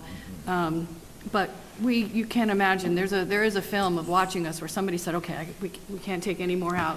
Ultimately, we focused on the curriculum because we also would like to help and see performance. But we cut $609,000. A new voice, right up front. Could you stand and state your name and please wait for the microphone? Thank you. My name's Tara McKenna, and I'm just wondering, in my reading, I think you have to be certified to teach health, and it's really, as a healthcare provider in this town, caring for a numerous amount of children that go to our schools. Health is so important. It's physical, emotional, social, and studies, numerous of them, show that healthy children that know how to care for themselves, because a lot of them lack the guidance at home for personal hygiene, as she said over there. I just don't understand, how are you going to incorporate this into, the curriculum every day? Are they all going to be certified? Is every teacher going to be certified to teach health? I just don't understand how, if you want test scores to come up and our students to be healthy and happy, how is getting rid of the health program benefiting anybody? I wouldn't disagree. You do not if you're teaching health, you do not need to be certified in health. Isn't that I'm just saying what the state guidelines are. I'm not saying whether it's right or wrong. Recommended, right? It's certainly, I would prefer to see it taught by somebody who is certified in health. I'm just saying it's not mandated. Okay. Attorney Sager. You can move the amendment. Yes, we're going to move the amendment. Did you have your hand up, Beth? You did. Well, another country heard from. Beth. You made a comment that this position had to be handled by someone who was state certified, and we are mandated to do that? There's a mandate that somebody in that school has to have health certification to oversee the program. So if the position doesn't exist, who is that person? That person right now is going to be a classroom teacher. The $81,000 that she's bringing up is the cost of that health teacher. So the person has certification, but she won't be utilizing that certification exactly as a classroom teacher. She has it, but it's just a piece of paper, essentially. It won't help the school. They need somebody to oversee the program. If she's a classroom teacher, she's not going to be able to. So it's like a dormant credential. Right. It's a very extensive program, what the state mandates for health curriculum. And that $65,000 I was talking about for books that they put in for a math program, one of the math teachers, or I think she's a math interventionist, came before the board and asked them not to buy that program because the math program they had now was working. All they need was some PD in it. So that's sitting there in books. The health teacher could go back to that position, and you could hire a teacher for $65,000 to put in the classroom, so you wouldn't even need an additional $81,000. Okay, I'm going to be strict to Robert's rules. It's been motioned to move the question. Do I have a second to move the question? Okay, it's moved and seconded. This is to vote to see if we are going to vote. Okay? And if it gets defeated, we will continue the conversation. So the vote is to see if we are about to vote on Ann's amendment. Okay? Because it's been moved to move the question. Okay. All those, yes, sir? Could we just restate it just because there's been a lot of dialogue? So Yep. What we're about to vote on? Yes. Attorney Sager has moved the question, and it has been seconded to move this amendment forward and take it up for voting. Okay, that's what we are about to vote on right now. If it gets defeated, obviously if it passes, we're going to go right to Ann's vote. I'm sorry. Go ahead. To say, could you restate what the amendment were about? We're not doing that yet. Yep, and I will read it. I will read it, actually. So if what we are about to do passes, I'll read Ann's amendment, and we'll have that all down. What we're doing is just to see if we're going to continue conversation or if we're going to go right into her vote. That's quite all right. It can get confusing. So once again, we're going to probably just do hands. I don't know if we'll need to count on this one, but the next one I think I'll have the gentleman count. So all those in favor of moving the question so we can go ahead and vote, raise your hands. Thank you. All those opposed? Wow. Okay. All that discussion. Okay. I'm going to read the amendment. Discussion is now closed. I'm going to read the amendment. This is written by Ann Robbins. I move to amend the motion by increasing the operating budget by $81,999 to add the health position back into the budget. $81,999. It has been seconded. We have done discussion on this, so we are going to, in fact, vote on it here in just a second. But I just want to be clear. I always do this with articles like this. Rick, they're taking money, roughly $82,000. They're putting it back in the budget for a specific thing. Can the school board still not hire this position? I'm just being the devil's advocate on this. Yes. That's the way the gross budgeting process works. If the school board technically wanted to spend $10 million on electricity, they could do that. And, but they probably wouldn't be very happy with the results from this committee. Yeah, I know it's very, very unlikely, but I just wanted to let everyone know that what you're basically doing is taking $82,000 and putting it on top of the operating budget. Okay, so we are going to call this to a vote. I am going to have Chris, and I'm going to have Phil. Phil, once again, you're going to take that side you're on and the whole table. Chris, you're going to take this side. Once again, folks, it's going to be a show of hands. And the first one will be for a yay vote on this article to put back into the budget $82,000 approximately for the health position. So all those in favor of the amendment, please raise your hand. And keep them up while we count. Thank you.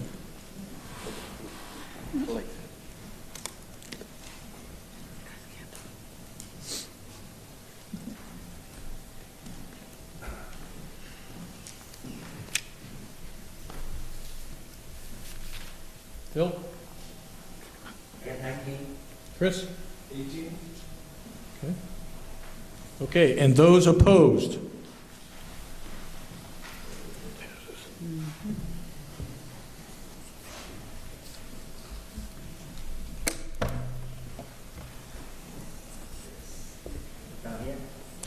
People want to see.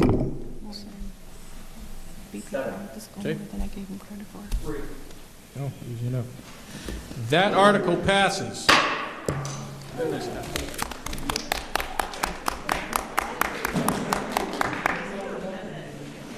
What's that? Guys, look and see who didn't. The actual number, 37 to. Oh, yeah. Oh, you're talking the 81, 8, 9, and 8? Yeah, no. Thank you, ladies and gentlemen. Article 8. Nope, yes. I still had a question for Article 7 before the amendment came up. Sorry to still have a question about this, but the 9.5% increase in the budget you mentioned, was that before the warrant articles, or does that include warrant articles? Before. So it's 9.5% increase from the operating budget plus the warrant articles, and how much is the warrant articles total? Roughly? The warrant articles, 900,000, I think. So the actual increase in the amount of money over last year's budget and percentage that we're asking for is what again? Actually, I'm not sure what the total is, do you know? The total the increase in the budget. Plus the 81,000. No, he wants to know what is the increase from last year. I mean, our warrant articles were $160,000 last year, so. I just meant the increase this year. I wasn't here last year to I don't have that answer for you. participate. So, but 9.5 for the operating on, we'll work on. so roughly another 9% or so, or roughly another. Yes, that would be right, because that would be about. And the $169 per $100,000 increment of home ownership, is that an increase on top of, or is that the total school burden? And that's the monthly. monthly contribution, that's No, the that's in annual? here. Yes. Okay, thank you. Okay, thank you for the clarification on that. Moving to Article 8. Shall the Wakefield School District vote to raise and appropriate the sum of $100,000 to be added to the Educationally Disabled Children Expendable Trust Fund previously established? School Board recommends this appropriation 5-0. Budget Committee does not recommend this appropriation 3-6. The Chair recognizes Mr. Olet. Move the article, please. Second. Okay, seconded. Go ahead. This article deals with the special ed. This article deals with the special ed 1,200 function in our budget. We currently have, we want to add to the budget, we have a deficit in the 1,200, so we'll need to use the money that's currently in this fund, which is $105,000, so that at the end of the school year, we will have zero money in this fund. So this $100,000 is to go and replenish what we will be using at the end of this year. Okay, thank you for that. Okay, seeing no other discussion. Article 9. Shall the Wakefield School District vote to establish a window expendable trust fund per RSA 198:20-C for the purpose of all expenses related to replacing, repairing, maintaining, and installing windows at Paul School, and to raise and appropriate the sum of $200,000 to be placed in the fund and further designate the school board as agents to expend this fund. The Chair recognizes Mr. Olet. Move the article, please. Moved. I second it. And seconded. Go ahead. The windows that we have now are old and inefficient. The outside weather has a significant impact on the weather in the classroom. If it's hot outside, it's really hot in the school. If it's cold outside, it's cold in the school. The windows are really hard to open and close. When they do come down, they come down with a significant impact, which is dangerous to the staff and the students right near them. They are so outdated that replacement parts are no longer available to buy to fix the windows. I'm hoping Joe might have anything else to say about that. Yep. We have Joe in case there's any questions, or Yes. did you have anything you wanted to add to that, Joe? Pretty much sums it up. They're in tough shape. Okay.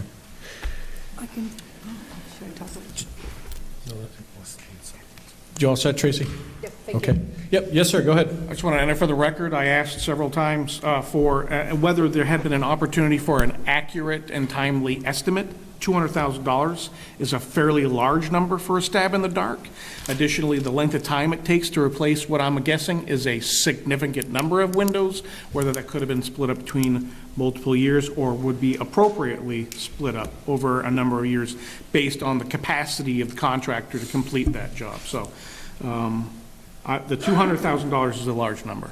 Thank you for that. Tracy, go ahead. I do have an answer. Actually, you did ask for that, and we do have a quote of $369,000 that does not include the wood, and I did bring it with me to the Budget Committee, but nobody asked to see it. But we have a quote for, Joe has more information. Yeah, and that does not include the removal of the caulking. The caulking in the windows would be another $7,800 on top of that, and that's just an estimate. Because we're looking at, the caulking's hot. It has asbestos in it, so it has to be remediated correctly. Outstanding tangible data. Thank you. Okay, thank you. Okay. Let me moving on to Article 10. Shall the Wakefield School District vote to raise and appropriate the sum of $40,020 to be placed in the Wakefield School District Asbestos Abatement and Room Renovation Expendable Trust Fund previously established in 2001 for care of building and maintenance? The school board recommends this appropriation 5-0. The Budget Committee recommends it 10-0. Chair recognizes Mr. Olet. Move the article, please. Moved and seconded. Go ahead. This warrant article is to address 5 small learning centers, classroom renovations in some middle school classrooms. It also continues with the annual classroom plan to replace carpets, paint, and new shades. And the 5 small learning centers, that was a $26,000 expenditure that we had in our budget.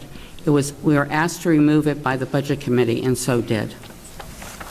Just a question from the chair. It looks like this was established in 2001. Do we have numbers on this, what we have in there?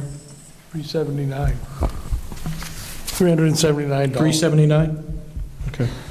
As of December 31st. $379,000 or dollars? Dollars. In 42 cents, if you want to be exact. Oh, wow. Wow, attitude. I learned from the best, right? Okay, we do have discussion, Mr. Fogg. This is one of those double-dipping items I've spoken to in the past. Sitting on the school board, we were informed by Mr. Williams the last bit of asbestos that was in the building was in the caulking in the windows. So if the windows are being replaced, why are we raising and appropriating another $40,000 for asbestos remediation when the last bit of the asbestos, in Joe's own words, were in the caulking in the windows? That was it, and I see this as a double-dipping situation. Mr. Knight. Just to clarify, remember that the wording on that warrant article is also room renovation. It's not just asbestos. The way that trust fund was set up for asbestos and room renovation.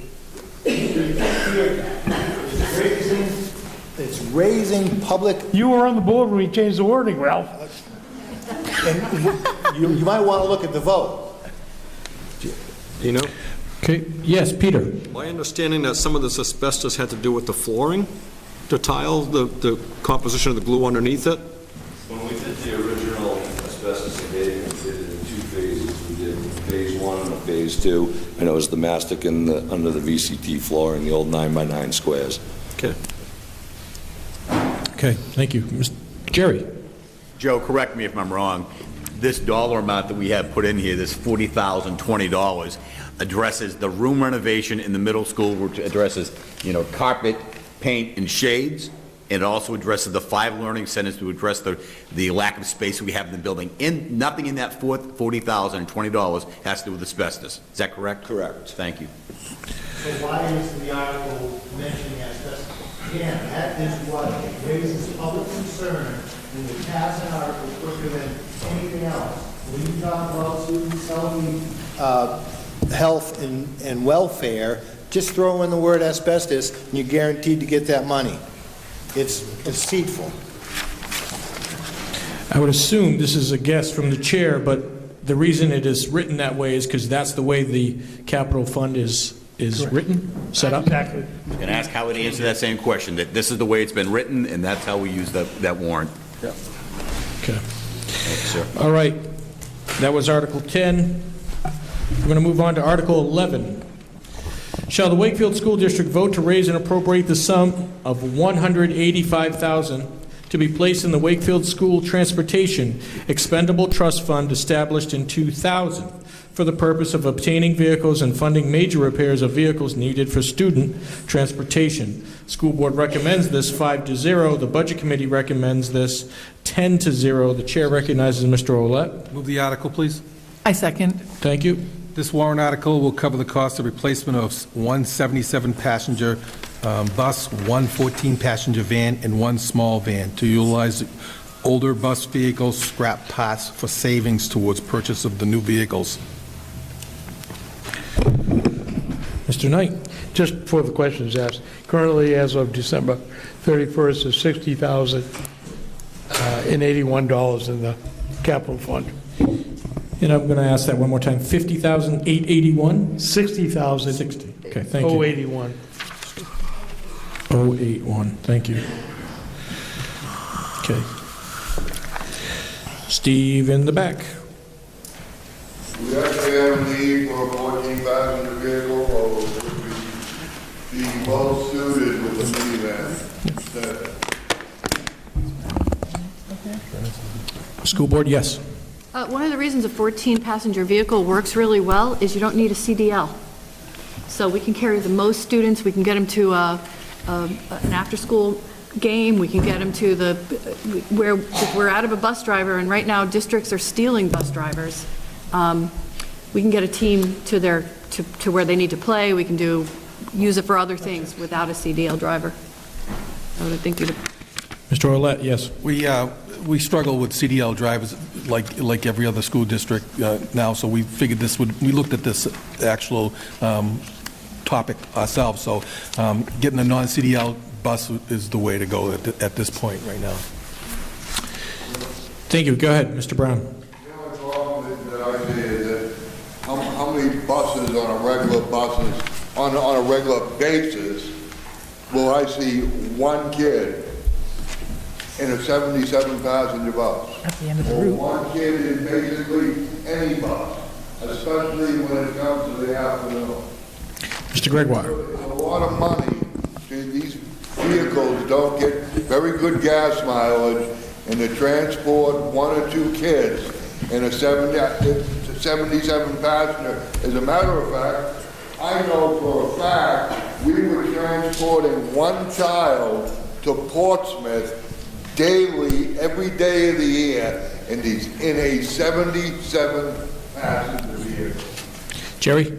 I wouldn't disagree with Mr. Brown that we certainly need to eliminate using a large bus for small transport. So the 14-passenger bus van allows us to transport, as Tracy said, the most number of students. When we're traveling around the Seacoast, dropping students off in out-of-district placements, much easier than putting them on even on a 77-passenger bus, as well as that lack of a CDL. So getting that span of buses, vans, and 14-passenger vehicles, that addresses that concern you brought up. Okay. I just want to be clear, because we wouldn't disagree with that. A lot of big buses being underutilized. And we want to avoid that as well. Okay, moving on to Article 12. Shall the Wakefield School District vote to establish a gym floor expendable trust fund per RSA 8:20-C for the purpose of repairing, replacing, and maintaining the gym floor, and to raise and appropriate the sum of $20,000 to be placed in the fund, and further designate the school board as agents to expend the fund. School board recommends this appropriation 4-1. The budget committee recommends this appropriation 10-0, and I recognize Mr. Olet. Move the article, please. Moved. I second it. Go ahead, please. Okay. The current gym floor is a VCT tile floor. It was installed in 1988. It's slippery for gym and for sports after school. The students report that it sometimes hurts their knees to run on it. And I can attest to that on a personal level because my daughter was running in gym class and got a bone bruise and ended up in a brace for 8 weeks just from gym class. And she's a very fit kid. The prospective floor would be largely maintenance-free, require no waxing, and which would reduce labor and material costs. The current floor is cracked and broken. It's splitting. They're trying to wax over it to make it level. It's got bubbles. I graduated in '88. That's a long time ago to have a floor. Joe, do you have anything else you can help me with? Yep, the VCT is where it's been cracking before.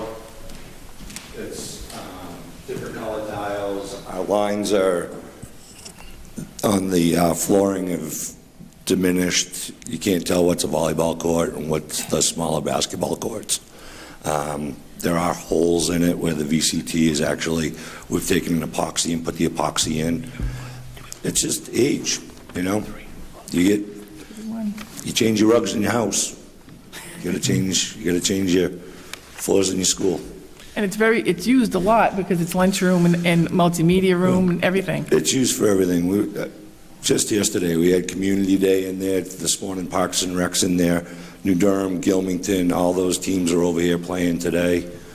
Basically, the only day of the week it has off is Sundays. So, Joe, would it be your estimate that this would be the first time the floor would be replaced since it was built? yes. And Yeah. We did ask for more money. We're just trying to get this article opened up so that we can, over the course of the next few years, get this thing done. Got it. Thank you. Proactive. Yes.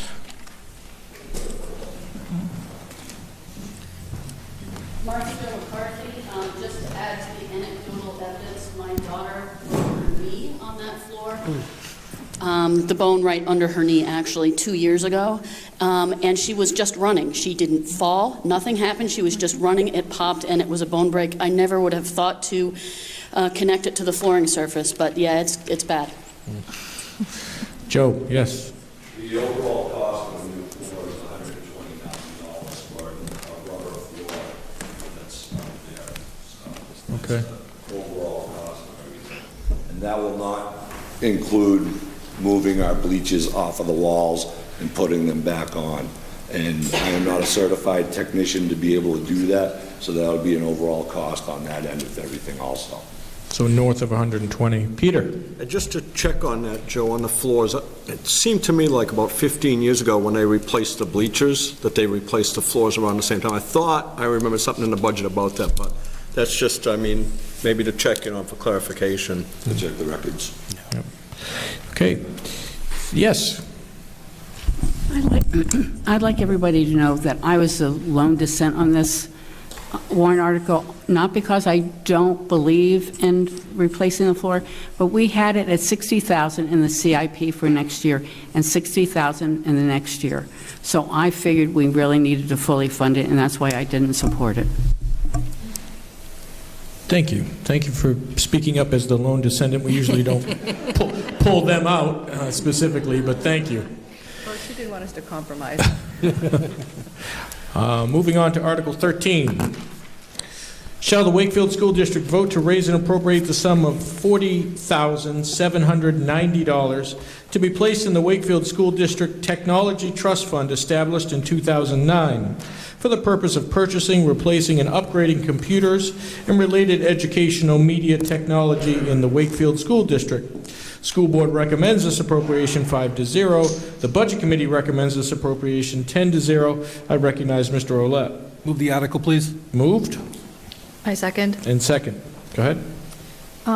Actually, this article was in the operating budget, and it was moved over into warrant articles. This is the technology warrant article. It is to be used for the Paul School only. It doesn't include the SAU administrative building. And it covers the cost of new computers for teachers, replacing failing computer monitors, and it begins to replace the student iPad with the Chromebooks. And again, it's not just for teachers, but it is just for the Paul School. It could be used for camera security, upgrading servers, wiring tech, software. We need, one of the things that we're specifically using this for is 10 staff laptops with their monitors. Ours are old, outdated. I don't know which operating system it even has. So 10 of the staff laptop computers with monitors, $10,790. I was listening to some of the school stuff, municipal side. We're replacing a grade level with Chromebooks. Chromebooks are around $300. 50 students, that would be $15,000. And also to build the balance up in the trust fund for future technology needs, camera security, upgrading servers, wiring, tech, software. It's endless. You think of your own technology, you'd imagine doing it for 470 students and teachers, 44 teachers and 22. It's enormous. Okay, thank you. I think. Seeing nothing else, Article 14. Oh, I'm sorry. I was just going to ask something simple.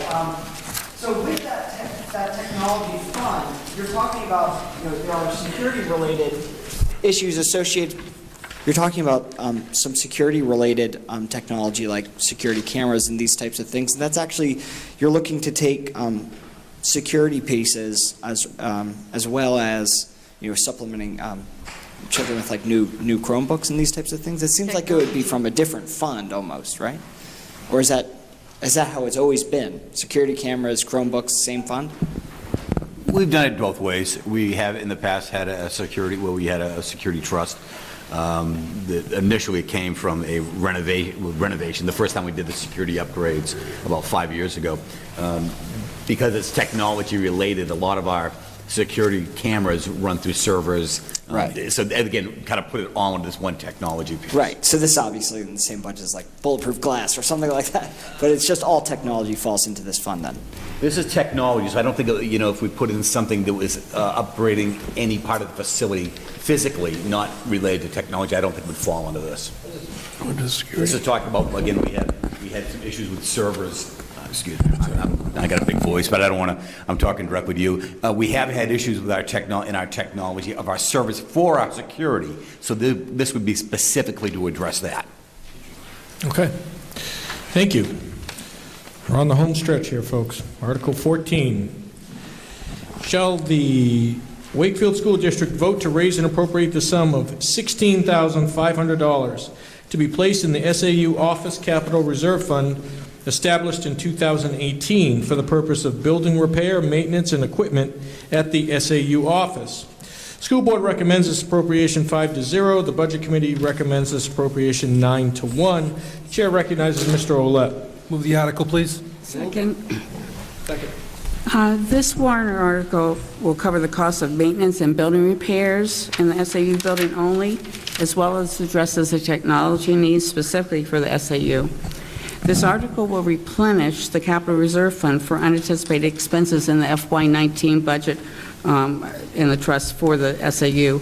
It will cover costs of maintenance, repairs, as well as address the technology needs for the SAU if needs arise in F20. Okay, thank you. Seeing nothing, I almost saw nothing. Go ahead, Rob.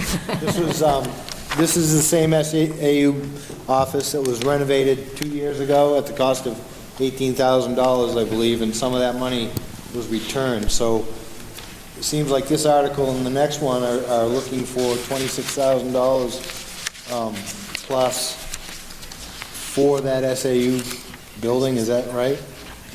The next one, I just don't know the timeline. Why is it, that we need 16.5 to repair anything that was just done 2 years ago? Okay, when we got money back from the disillusionment with SAU 64, we could take 28,000 of it and we put it in this capital reserve fund, and that was for building maintenance and repairs and equipment that might be needed at the SAU office.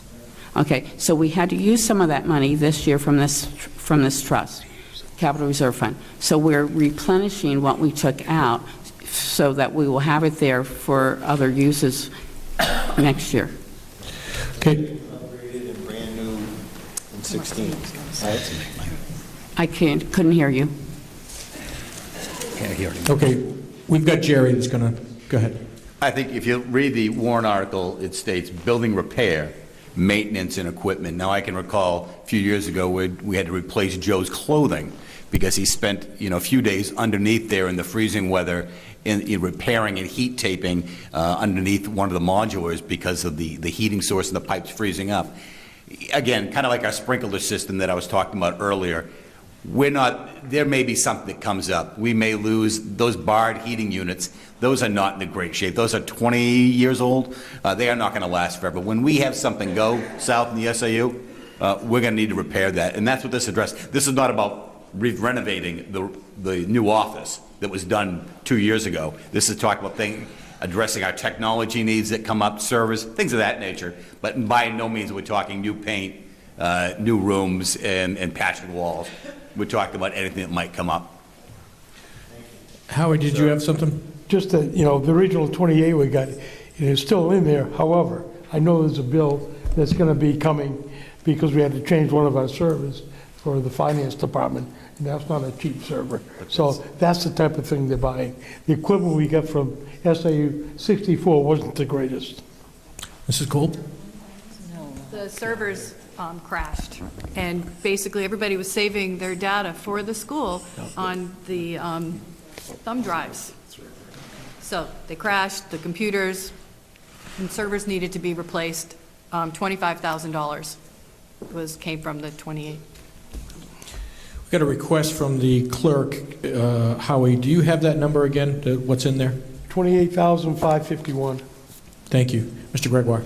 What Howie's talking about is House Bill HB 1612, which is our governance plan, which it's the dollar figure for that right now is a moving target. I've talked to other superintendents in the area who are talking about they can do it with their internal technology person, which we don't have, or spending $40,000 contracted out to a company that can do that. We'll be talking with our company, our technology support company, Mainstay, here in the next couple of weeks, and I'll be learning more about that later this week. So there are a lot of technology security pieces that will impact our entire district that we are mandated by this bill that will become law. Thank you. Going to move to Article 15. Shall the Wakefield School District vote to establish a maintenance contingency expendable trust fund per RSA 198:20-C for the purpose of covering unanticipated building repairs, maintenance, and equipment, and to raise and appropriate the sum of $10,000 to be placed in the fund, and further designate the school board as agents to expend this fund. School board recommends the appropriation 5-0. The budget committee recommends this appropriation 10-0. Chair recognizes Mr. Olet. Move the article, please. Moved. I second it. And seconded. Go ahead. So this is for unanticipated building repairs, maintenance, and equipment.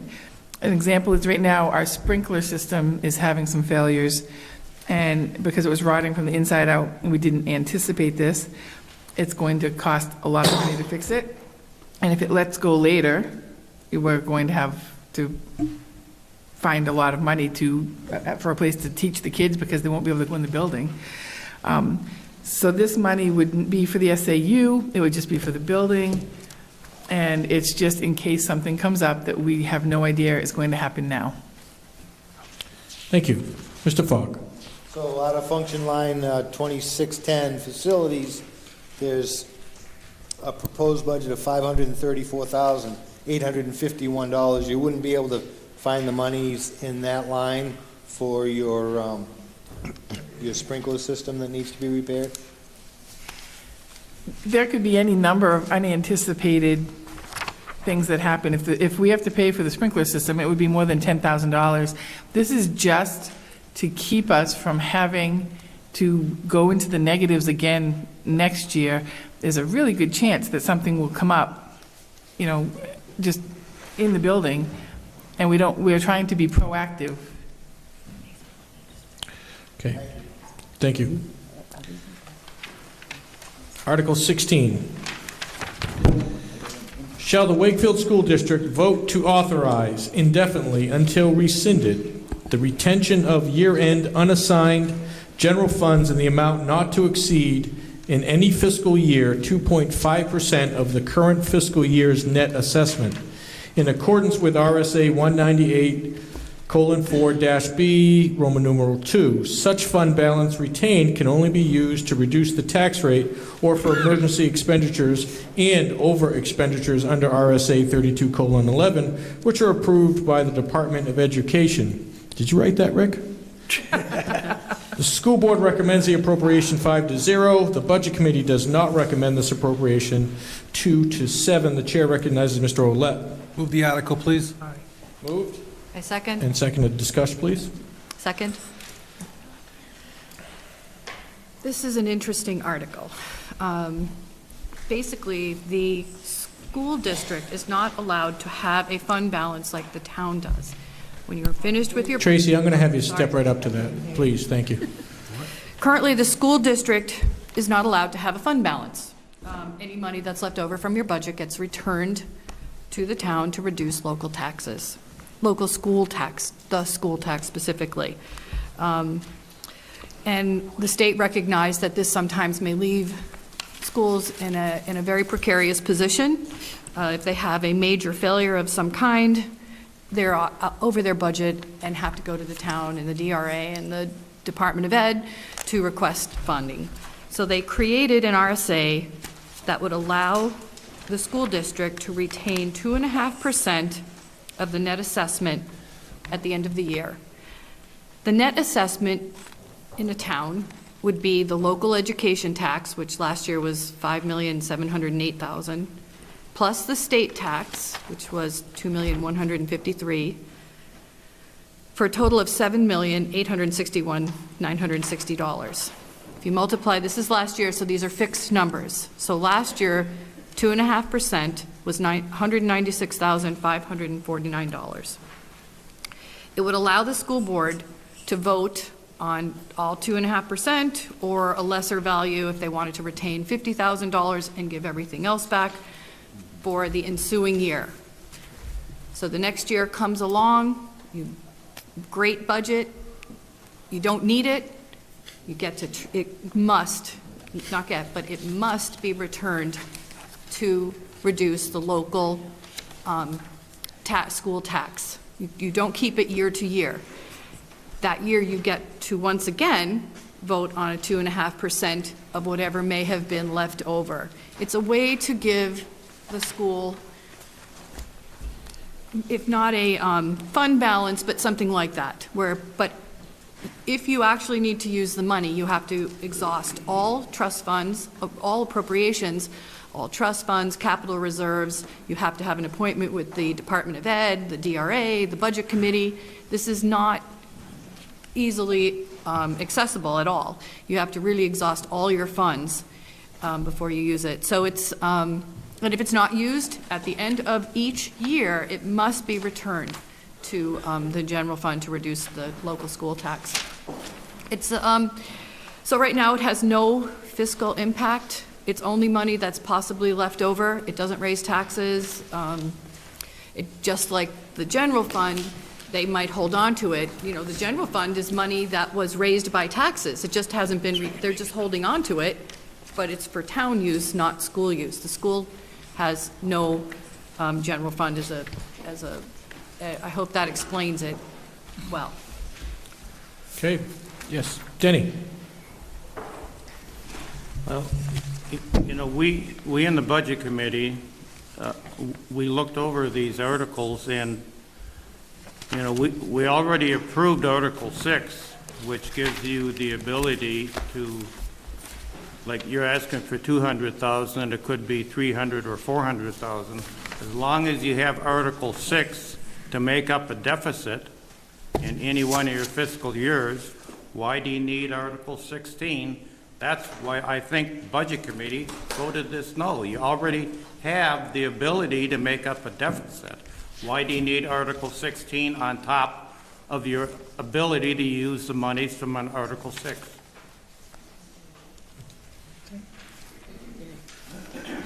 Yes, Teresa.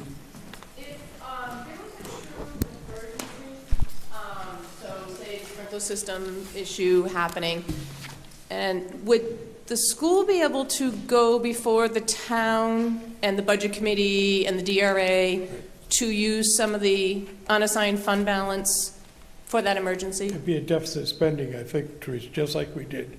Just like we did when the Resource Center. So when the Resource Center boiler went, we had to do this whole process for the DRA. So the school does have access to that unassigned fund balance if there is an emergency. Yeah. Okay, all right.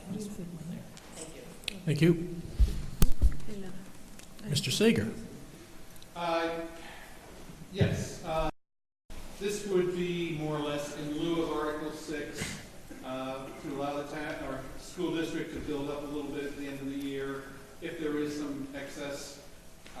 This statute has been in effect since 2014.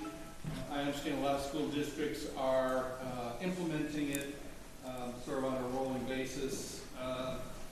The maximum allowed by the statute is 2.5%. That's what this article provides for. So it's a matter of whether or not the town wants to establish this, because it does put school districts in sort of a difficult position because they can't have a surplus at the end of the year, unlike the town. The town can have a surplus. So it's just a matter of what your philosophy is with regard to school funding as to whether or not to vote for this in March. Okay. Yes, Rebecca there. So in the case like Teresa just mentioned, if the school went to the town and asked for the unassigned funds for an emergency purpose, can the town deny that? It wouldn't come out of the town's funds. It'd come out of a special warrant article that come on the next tax rate from DRA would allow it, the Budget Committee would approve it. They would automatically approve it. Well, it's a good case, I'm sure, yeah. Like the case with the Greater Wakefield Resource Center. Rather than having the school having their own autonomy and being able to make those decisions themselves. Right. But I always wondered why the school didn't have that autonomy. Yeah. Okay. Thank you. Mrs. Cole. We don't expect to have money left over this year, so there won't be anything left over to get 2.5% from. So it isn't double dipping. If there is money left over, it means we didn't use the $200,000.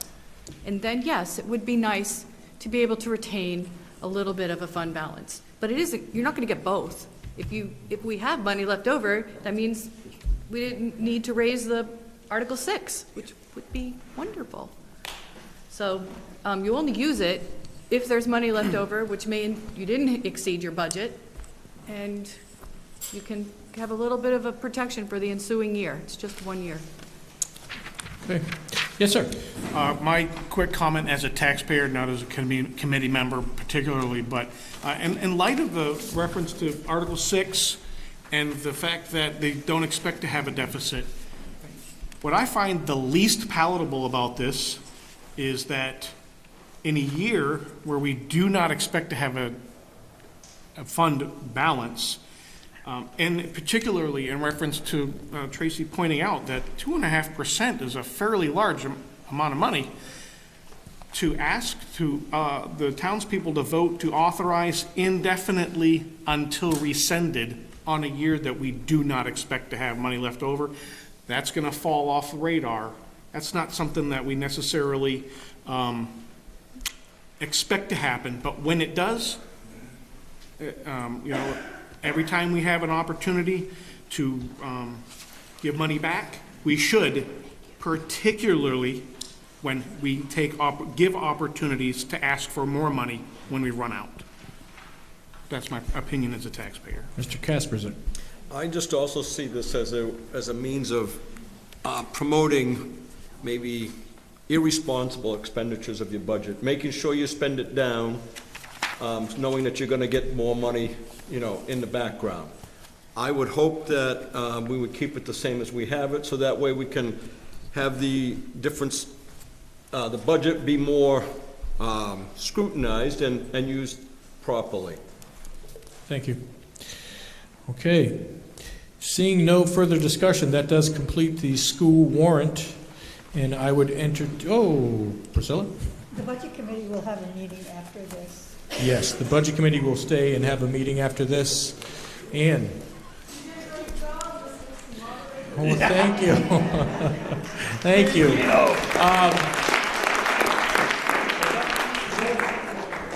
And also, Ann, do we have some dates? This is kind of important. We have, as you know, in this town, we have a lot of people running for offices coming up in March. Do we have a date for we're doing a candidates night? Yes, thank you. We have a tentative date of March 2nd for the candidates forum, but we're meeting on Tuesday to confirm, so I will keep everyone posted. Thank you for noticing that. And where will that be posted? How about I put it on Mrs. Colbath's site? All right, we'll do that. Very important you take a look at that. Thank you, everybody, for coming out. Thank you, for the staff, for setting everything up. We appreciate it. I need a motion to adjourn. So moved and seconded. We are adjourned.